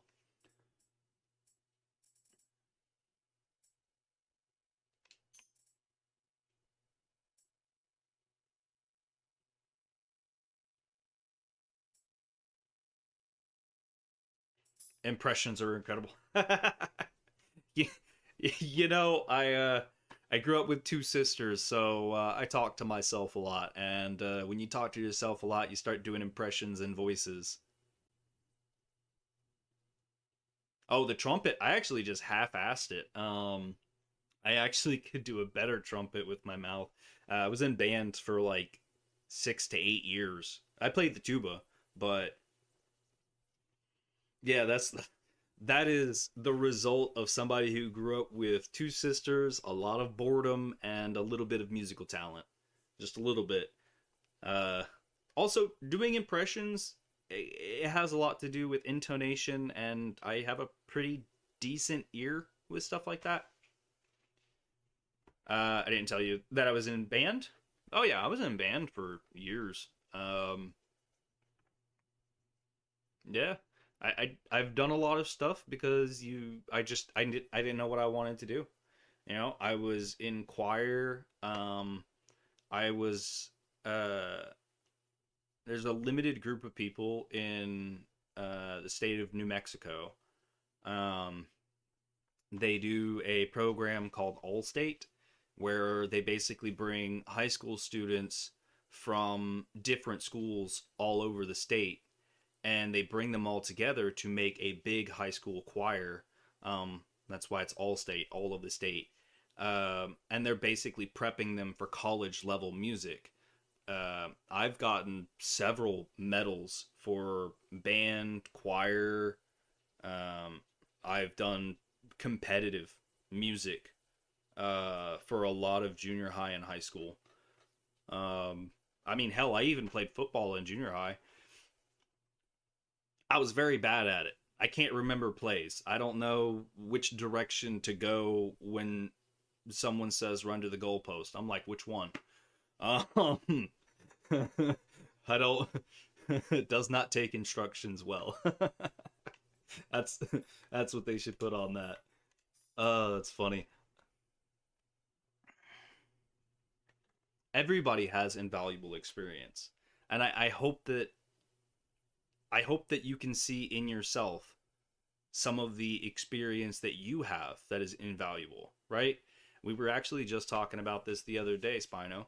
You said that you were working on projects for coding. You said you were working an Unreal Engine that you've made, or you've started on and done a good bit of work on 3 different gaming projects. I believe you said you had completed them.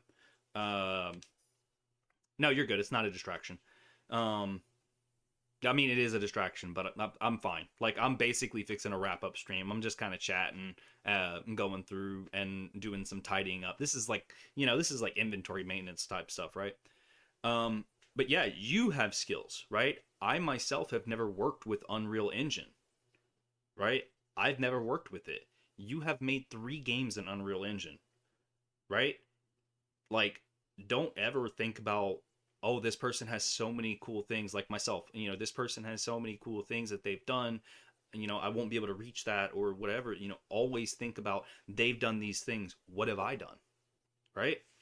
Because, like, also, whenever you get to a point where you're getting a job and a college career and an actual career, when you get to that point where you have to start selling yourself to an employer, right? You have to. You're very welcome.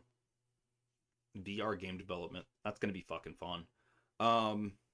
You'll get to a point where you have to sell yourself to an employer.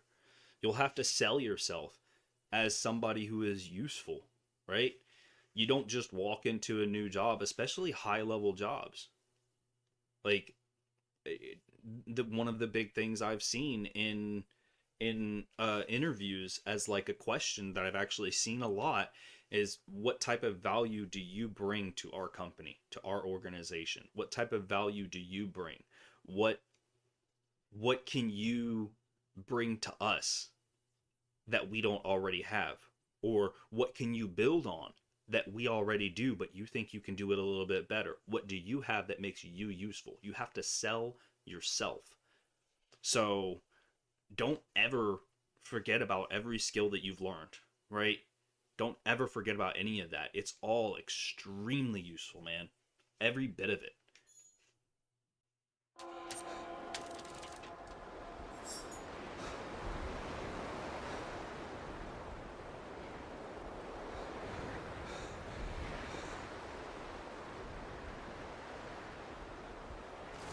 And you're in high school, too.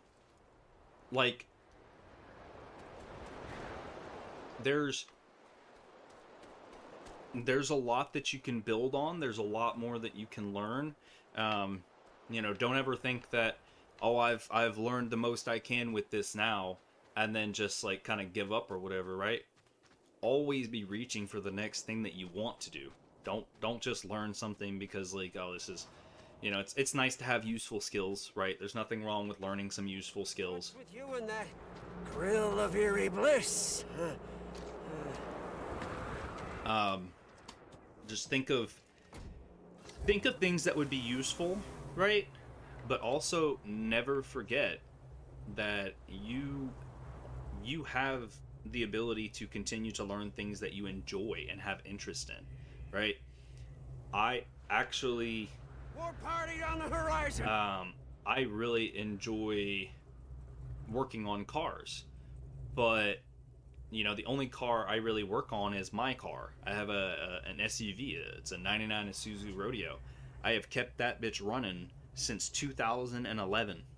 That vehicle was bought by somebody else. I bought it secondhand in 2011.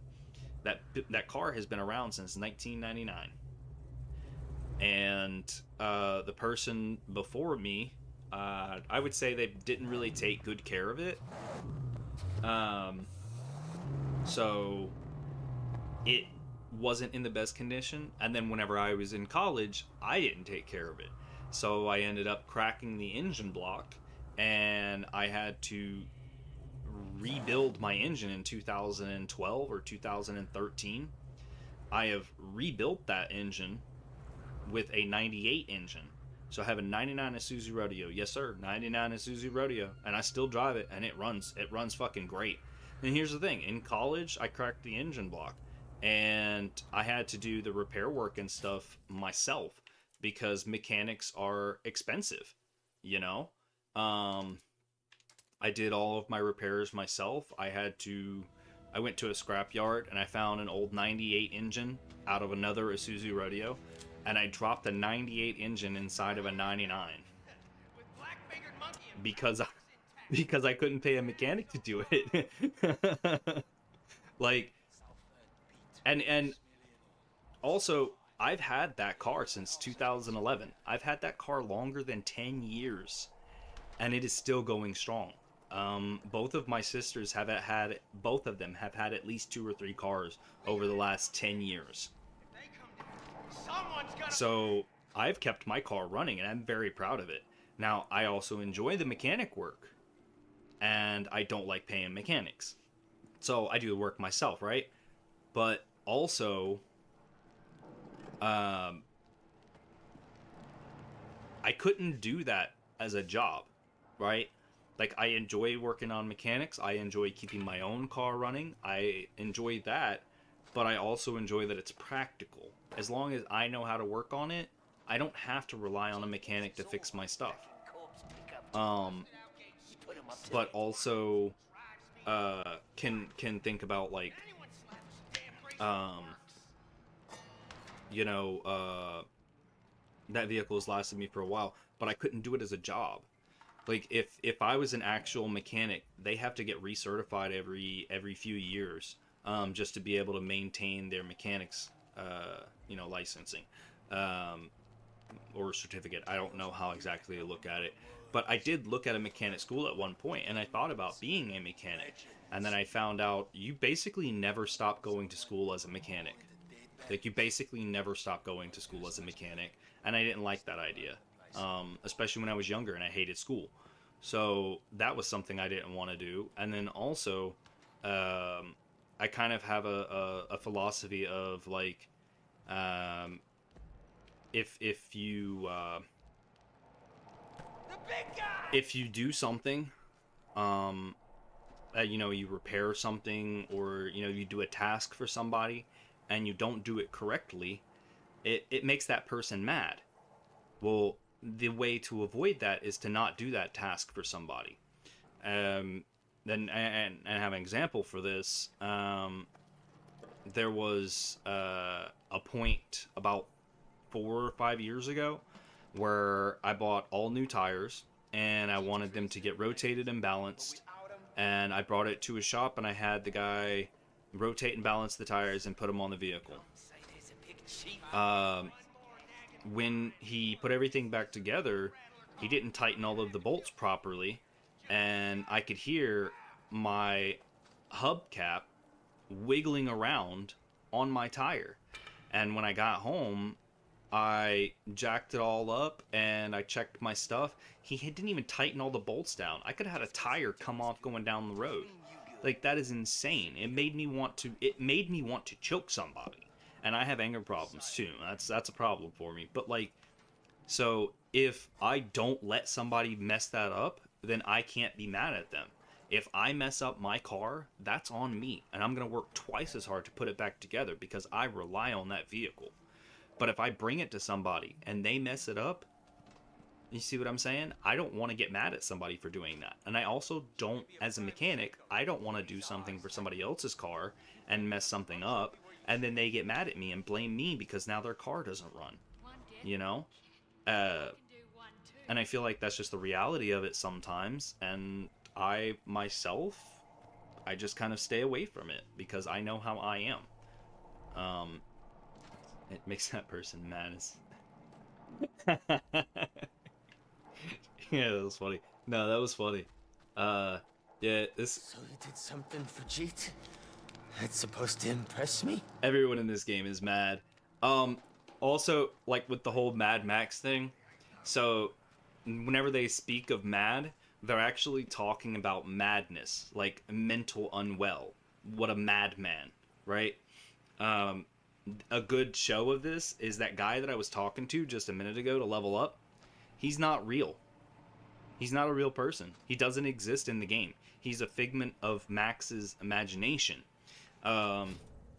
He gives you these skills, and in the bottom right corner you can see those Griffa tokens. Yeah, no, he's a figment of Max's imagination. So Max is coping with loss of loved ones, a world that is falling apart. Oh yeah. So I don't know if you noticed earlier, right? When we were when I was walking up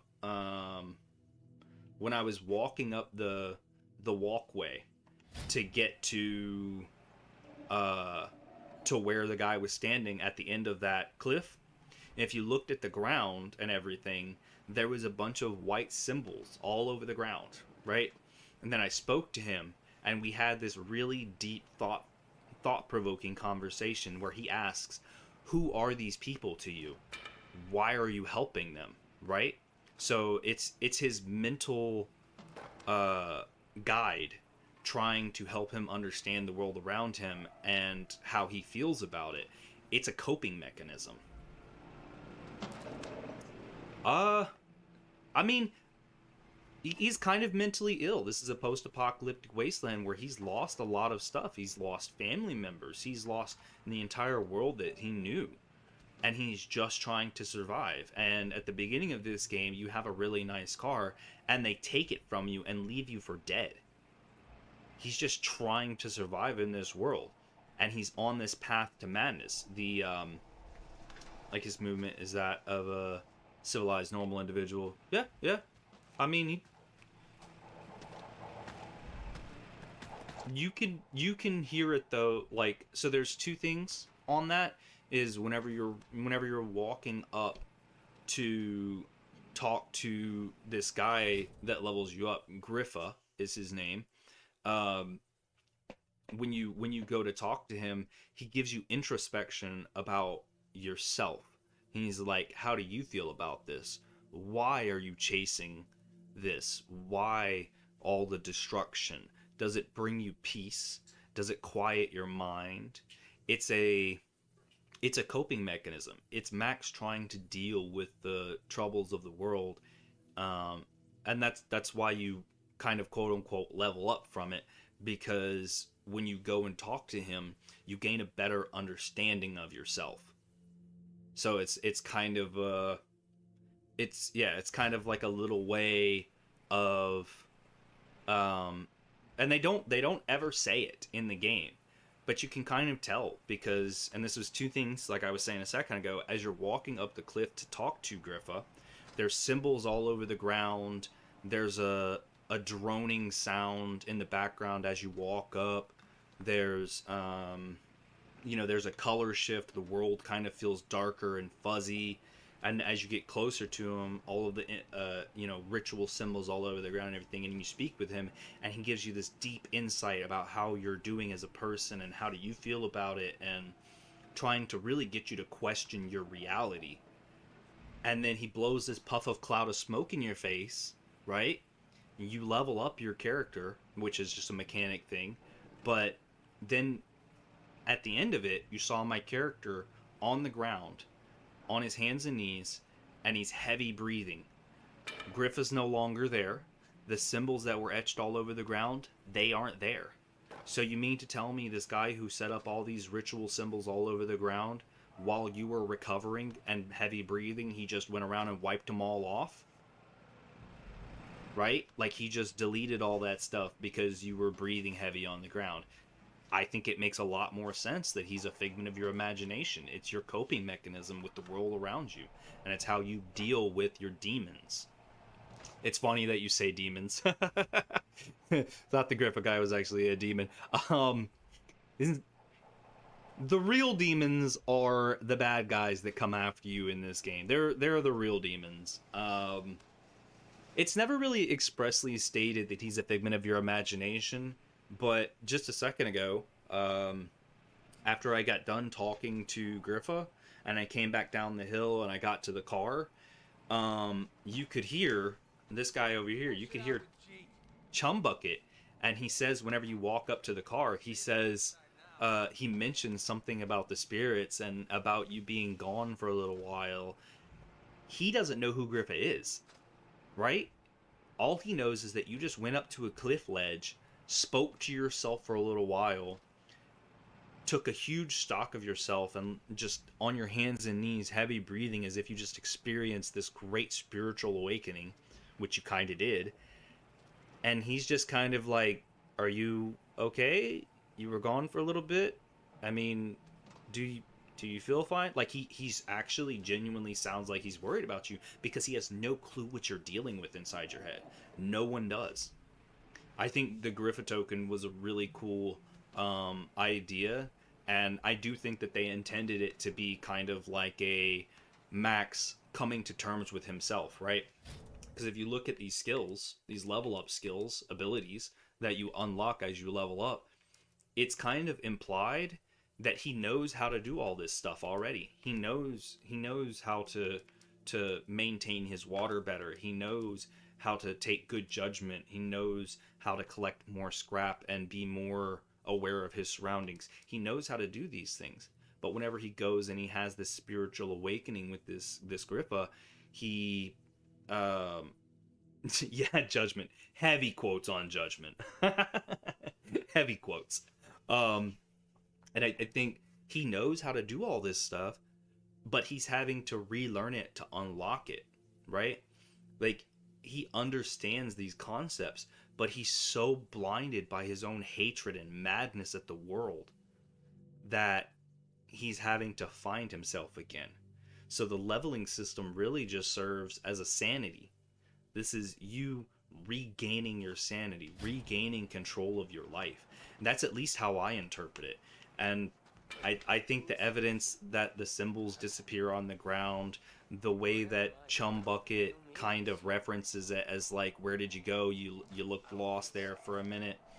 I think all of these little hints are kind of implying that the game developers wanted it to be a subconscious thought for him. I admire interpretation for these games. Thank you. I have, to be fair, I have also watched videos where people discuss things like this. And I did see a video where they pointed out the stuff about the symbols and stuff. And they actually have better examples too. There's a spot somewhere else on the map where you can meet Griffa, because he shows up in different regions where, depending where you are. And there is a spot where he's on a bridge. And you go up there and you can speak with him and you can level up your character and everything. The interesting thing is, the video I was watching, he talks about what the Griffa tokens are and all this stuff, and you know, he gives his little take on it, which is a lot of the stuff that I've said here. But the biggest thing was, like, on that bridge, if you go up there, you level up and everything, if you finish your level up and you leave the area and come back, that bridge is broken. The end of the bridge where Griffa is standing doesn't exist. So how, in the game world, how does a structure exist when Griffa wants to talk to you, But all of a sudden, Griffith's not there anymore, and it doesn't exist. Like, for me, that was probably one of the best pieces of evidence I could have seen.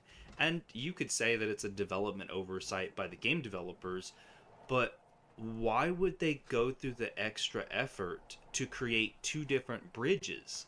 One that exists when Griff is there, and one that exists when Griff is not there. Why go through all that effort to code and program two physically different bridges? Why go that far? I think that the implication there kind of leans into itself, you know? I feel like it really plays on the idea that you're not well, you're not okay, but you're getting there. Right? You're not fully yourself. You're broken. You're mad. You're maddened at the world. You're maddened in your mind. You're not all there. And as you continue to level up and get challenges and experience in the game, they give you these tokens that you can use at Griffa, and it gives you a reason to go talk to Griffa and explore these things you're dealing with. I think it's such a neat little way to throw that in there. It's not discussed. It's not directly mentioned in the game. I don't believe the developers have ever actually specifically stated that that's what he is. It's just a figment. But there's so much evidence that I find it hard to believe. Again, the bridge example is probably my favorite one. Because why would they create two different bridges? As somebody who plays with code, it would take several lines, if not several hundred lines, to code that entire cutscene with the different bridge. Why would you go through all the extra effort to write a whole separate code to create a brand new set piece that doesn't even exist in base game? That is an insane amount of effort for something that's not an implied thing. Like, I think it was meant to be implied. It's all in his head, right? It's all in his head. And I think another thing that also kind of leans to this evidence, right? All of these skills that I can level up, you can see on the bottom right corner, I have my amount of scrap. And on the left side of the screen, I have the cost of these upgrades. 175 for this one, but I have the cost of these upgrades, right, in scrap. Well, that's how you level up your armor, your weapons, your gear, your combat skills, your guard capabilities. This is all, these are combat skills. You don't use level up tokens for this. You don't use level up tokens for this. You use scrap. Why would you use scrap for this? Right? Same thing with your car. Well, you use scrap because it's your car. That still doesn't explain why you use scrap to upgrade skills that don't need scrap. This is a melee weapon execution skill, right? Think about that. You don't need scrap to learn how to do a melee execution, right? This is your real world tangible level up. You use in-world real currency to level up with this. Versus the legend, right? You are the legend, but you're not completely the legend until you max out this character. And you can only get these Griffa tokens by completing these challenges. So you complete these imaginary goals, these challenges. You complete these imaginary goals to get these imaginary tokens to fully realize yourself as a legend. That is why I think that this is in his head. Because the Griffa tokens aren't real. Scrap is real. Scrap is a real tangible object that even in the real world, you could pick up scrap metal with your hand and throw it. It's a real thing, right? This uses scrap. Again, scrap is a real world object. It's relatable. It's real. It exists. It's tangible. You know what's not real or tangible? Griffa tokens. Right? Scrap is a currency. Scrap is a way to level up your character. It's a way to, if you use scrap to level up your character's armor and equipment and skills, combat skills that you don't need scrap. Like, you could say you need scrap to craft these knuckle dusters, because you would need extra metal to make, like, you know, the upgrades, right? And if I press the preview button on it, you can see how it actually changes my gloves. So, like, think about that. I'm using scrap to craft new gloves. That makes sense. Logically, that makes sense. The armor, it changes. I'm using scrap to craft these items, so it makes sense. It's a tangible thing. It's a great way to look at it all. I wonder if others see it too. I'm sure that many other people have thought about this, and it's something that even the video that I watched where it talked about Griffa and who is he, that video doesn't even talk about the distinction between scrap as a currency and Griffa tokens. Because, again, like I said, you could argue that you would need scrap. You would need scrap for this armor piece, right? You would need leather and metal and shit for these wrist armor upgrades, right? They look a little bit different because it uses scrap, because it uses materials to craft it, right? You could say that for ammo too, right? The ammo belt upgrades. It's going to give you can carry more ammo. It's a physical change that uses scrap. You could say that for all of these things, for every single one of these things, except skills. Right? So if everything else in the upgrade system under max and under the garage, if all of those things require scrap to be able to upgrade it because you need the tangible repairable thing, why does chain finishers as a skill, why does that need scrap? Why does a weapon parry need scrap?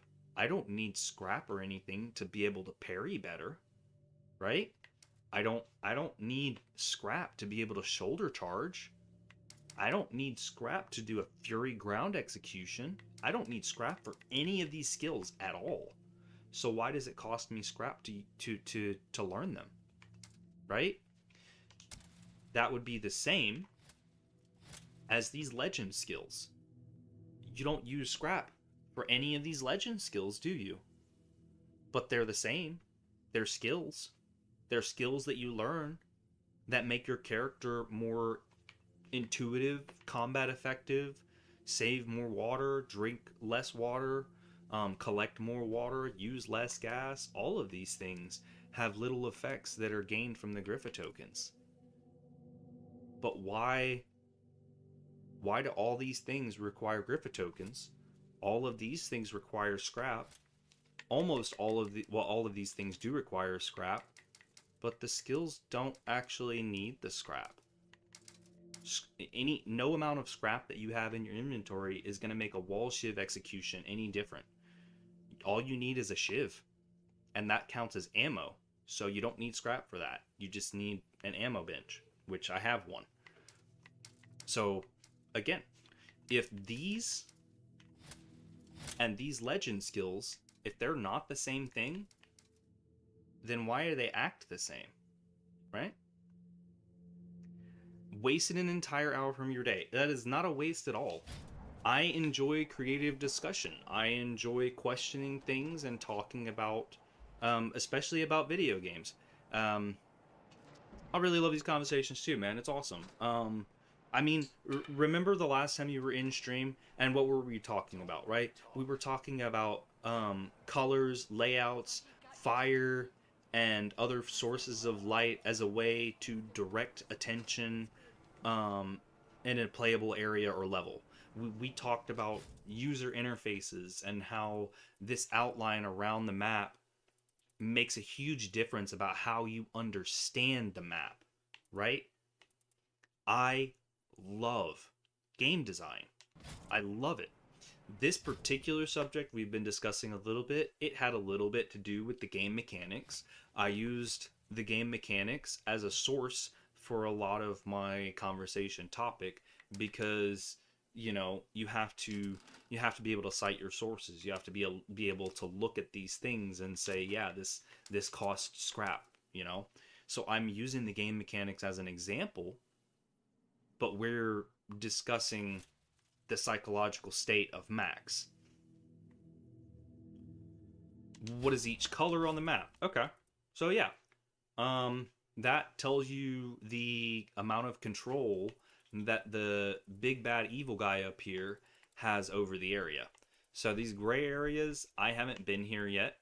I've never been to these areas that are grayed out, striped, right? The red ones, pink ones, kind of off yellow, orange, yellow, all these colors over here, that is the presence of enemies in that area.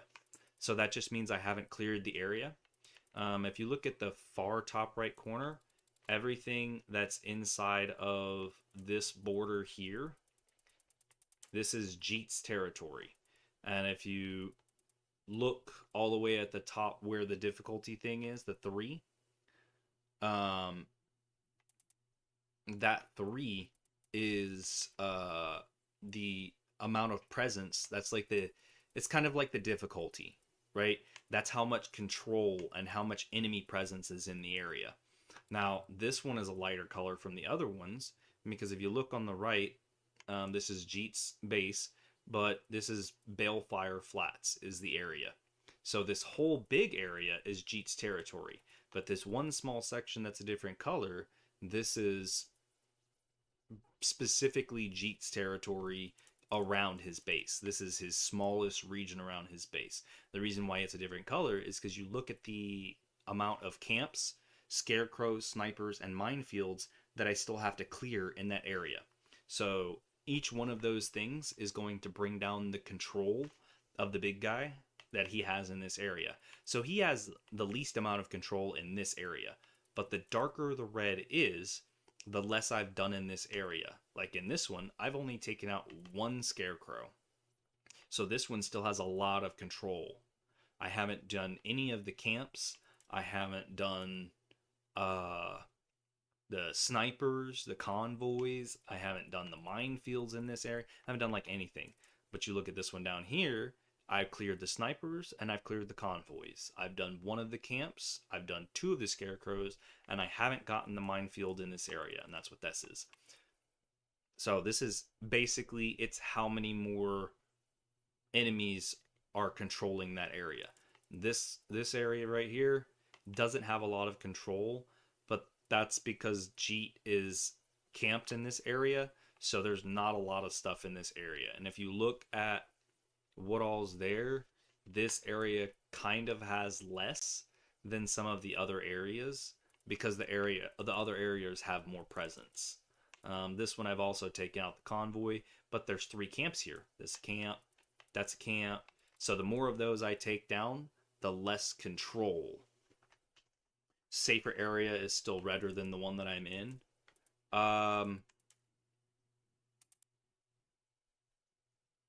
I'm in this one here, and it's kind of like it's kind of like an off yellow, right? All this stuff out here is red. So where I'm at right now at this stronghold, this is the safest place in all of this area right here. Same thing with this area right here. This is the safest, kind of the safest area. But these other areas, I haven't completed a lot in them. So they're darker red. So red is the darker red is less safe, and the lighter orange and yellow colors, those are the safer ones. The only thing is that I'm trying not to clear up all of the colors, because the more darker reds that I have, the more enemies will be on the map, and I can use those guys to farm for scrap. I destroy their vehicles, I get free scrap. I kind of need the scrap to upgrade my vehicle, so I haven't been clearing all of the areas on this playthrough. On my main save, my main character I put about 5 days in, I've cleared almost everything. I can show you something real quick. Must have looked at the keys wrong. No, you're fine. I mean, you can look at the top right corner where it says the territories. This one is over halfway at level 3. This one's about a quarter at level 3. This one's almost full at level 3. So this is the highest level area right now. But if I cleared out some of the enemies, that difficulty is going to go down. It just means less enemy population. And then these I haven't discovered, so they're going to be full red. They're going to be level 4. I think level 4 is the highest. But it's not necessarily difficulty. It's more about enemy presence, because they have tougher cars in the other regions. Like in this first territory, I can basically rip apart any vehicle with my harpoon. Like this area in Jeet's territory, this is not difficult. I can fuck up just about anything here. In Gut Gash, it's a little bit more difficult, but I can handle most of the stuff in here pretty easily. Not really too much of a problem. In Pink Eyes, the vehicles are double armored, so I have to hit them with, for example, the Thunderpoon, the Thunder Harpoon. If I hit an enemy with a Thunderpoon in Jeet's territory, most of the cars that spawn in on this territory will die in one hit on a Thunderpoon. Most of the cars in Gut Gash's territory right here, all this area right here, most of them don't have full armor. Most of them will still die with one shot from the Thunderpoon. In Pink Eye's territory, though, these guys have doubled armor, and they are going to take, most of them will actually take 2 shots. I have had some of them take 3 shots from a Thunderpoon, which is why I kind of feel underleveled in this area. And I only have 9 Thunderpoons. I had 3 cars attack me earlier, and if you're just shooting around Thunderpoons and hitting everything with those, then you're going to have to hit each car with 2 or 3 shots. So you fight 3 cars in a row, and you basically don't have any more ammo.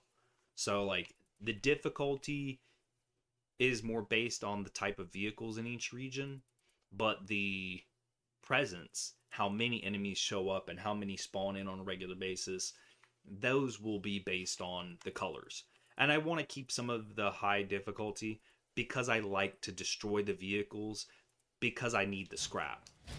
This 983 scrap I have, that is really hard to get if you don't destroy vehicles, you know? Do we have to wrap it up? Yeah, I'm fixing to get off too. I'm just like killing times. I'm enjoying the conversation. It's getting pretty late for me once again, and I do have to sleep. If you wait for like 2 minutes, I'll show you my main character map, and you can kind of get a little bit of an idea of a difference between the two, right? I think it saves on fast travel. I'll fast travel back here.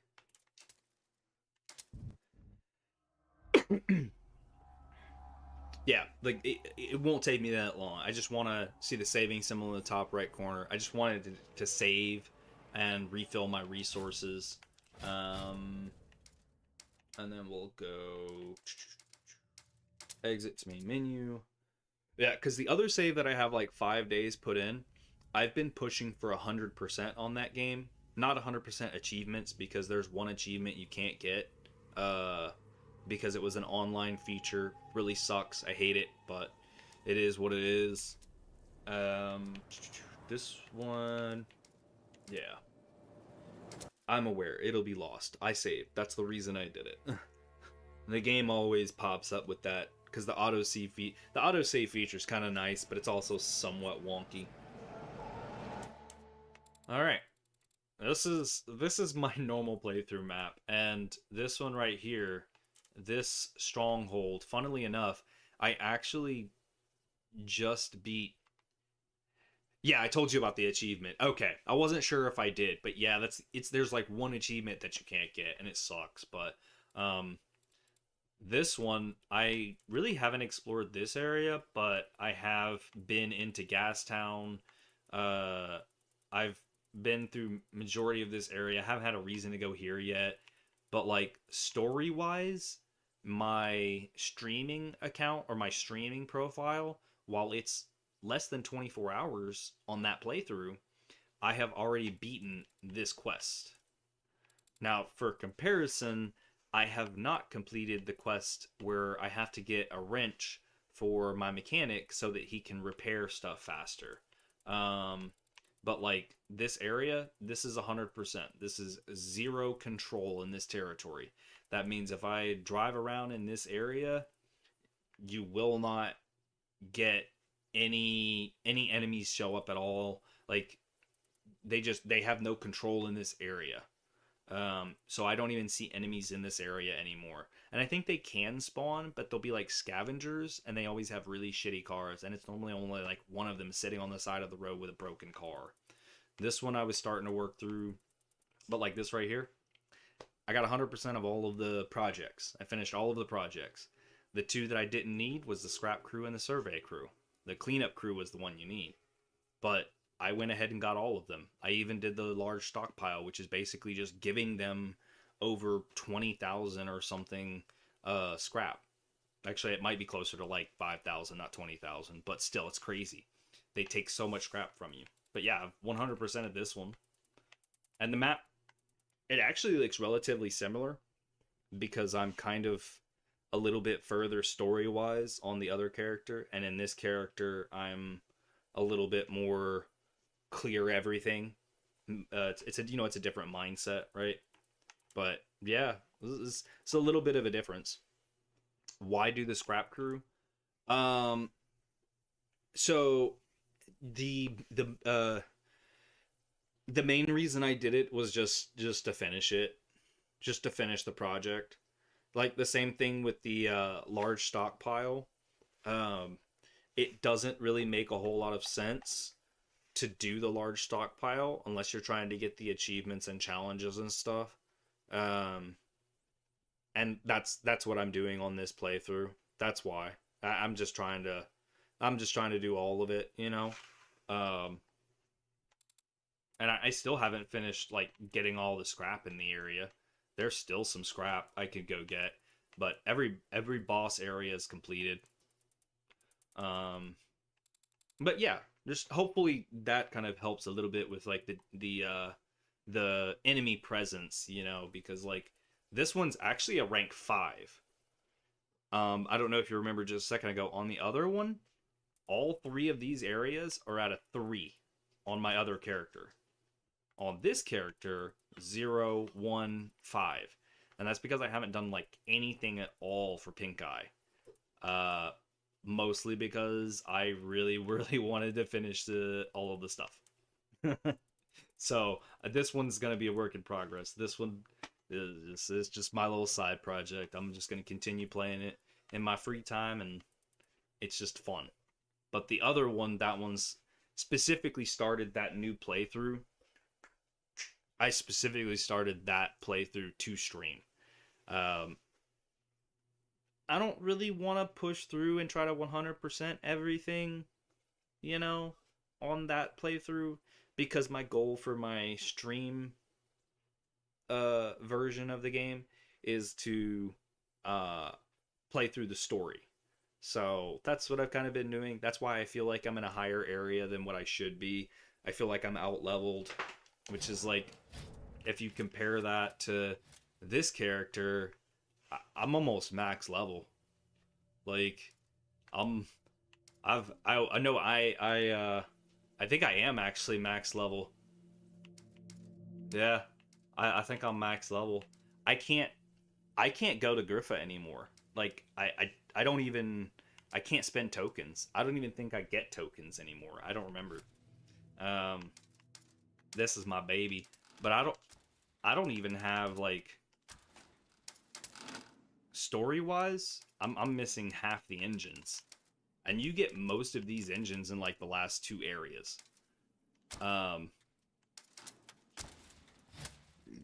Like this, I'm pretty sure I have all of these skills for my character maxed out, right? Like, I got maxed shotgun is just, so it's kind of like that. You know, like I said, this is more of a 100% thing. Yeah, I need to get off here too, man. About an hour longer than I was going, about 2 hours longer than I was going to. But it's been fun, man. I'm glad you stopped through, and I really hope your schooling continues to go well. Have a good day, man.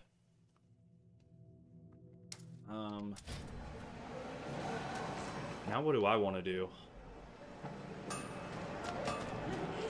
Let's do a photo op.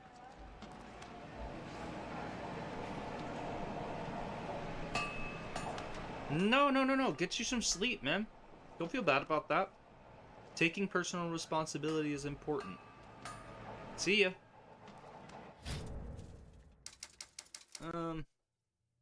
Just fucking maxed out character with 12,000. Oh, that's great. I don't even know if I have anything I can buy. Like, the car is just fucking... I can buy engines. That's what I can buy. I can buy engines.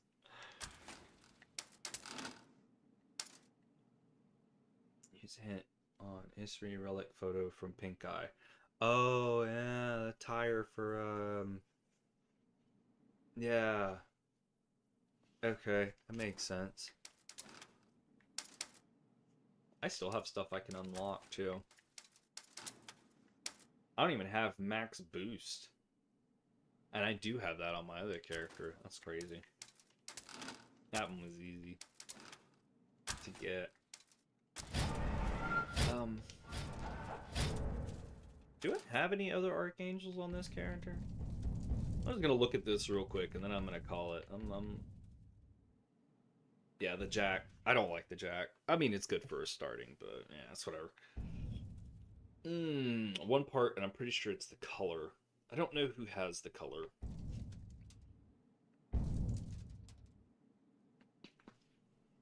The kill box. I want to get that too. I'm missing like some car bodies and stuff.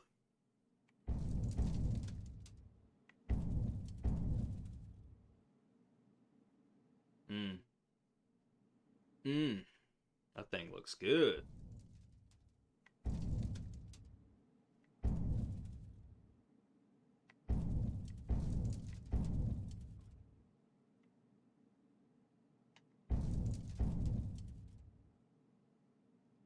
Cardinal grinder. Oh, I can't rotate the camera? That's weird. I wanted to take a look around. Radiant Shadow looks good. I like some of these Archangels. Look at that Speed Freak. Oh, God, the acceleration on that is actually past the bar. I didn't even know that was possible. That's crazy. That is crazy. It's probably because this... Yeah, no grill. No armor. Yikes. Big ol' engine, that's fast as hell, but like no defense at all? That's gonna be a no from me, Chief. No rim attachments. And this is like the maxed Archangel? Like, I hate to say it, I'm not driving this thing. Like, what? Yeah, no, I'm not driving this thing. That's terrible. That's disappointing. Now, this one I'd probably drive. Honestly, I think the Archangels are just used to like kind of exemplify what you can do with your different stats and stuff. That's interesting. But I like the custom. Like the way it feels when you just build something. Like everything's max. Like I don't even have anything to build scrap with anymore. Good thing you marked that sulfur. We got plenty and more coming all the time.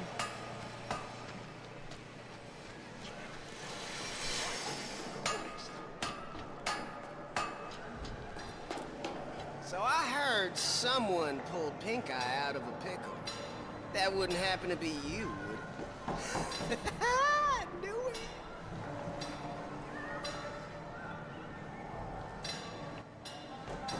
That's funny. Dude just checking his arrows. They...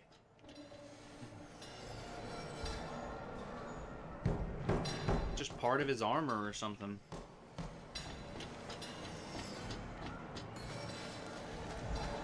Just everything maxed out. These guys love me here. Good man. Yeah. Yeah. I'm in the Crowdazzle crowd. Yeah. Y'all keep talking that. Talk me up. Hype me up. I'm the man. Oh, get out of that. Are we just looking at the fire? Because it's already started. Trying to keep yourselves warm. Probably put a shirt on. That'd make a difference. And especially since it looks like you're using a shirt as like a rag on your waist. Yeah.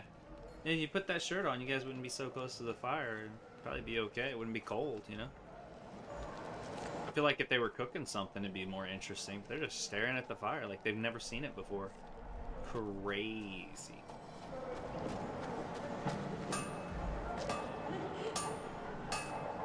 No? Nothing to say?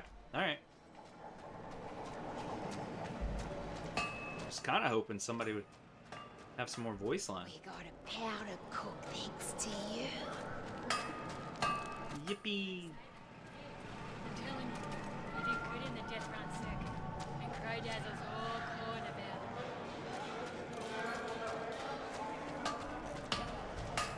it. I love these little voice lines. Alright, friends. Savages. I gotta go. It's been fun. But yeah, I gotta do other stuff today. Stop procrastinating. I got a paper that's due Sunday. Oh man.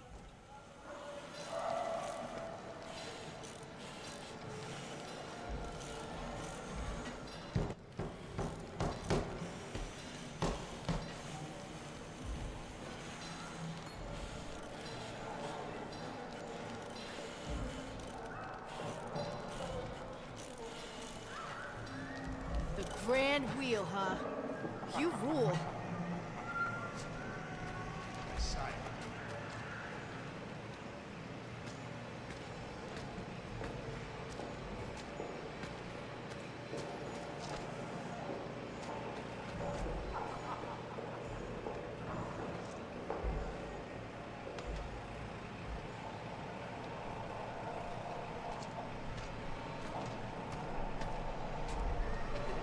Everybody's pretty worked up about your driving.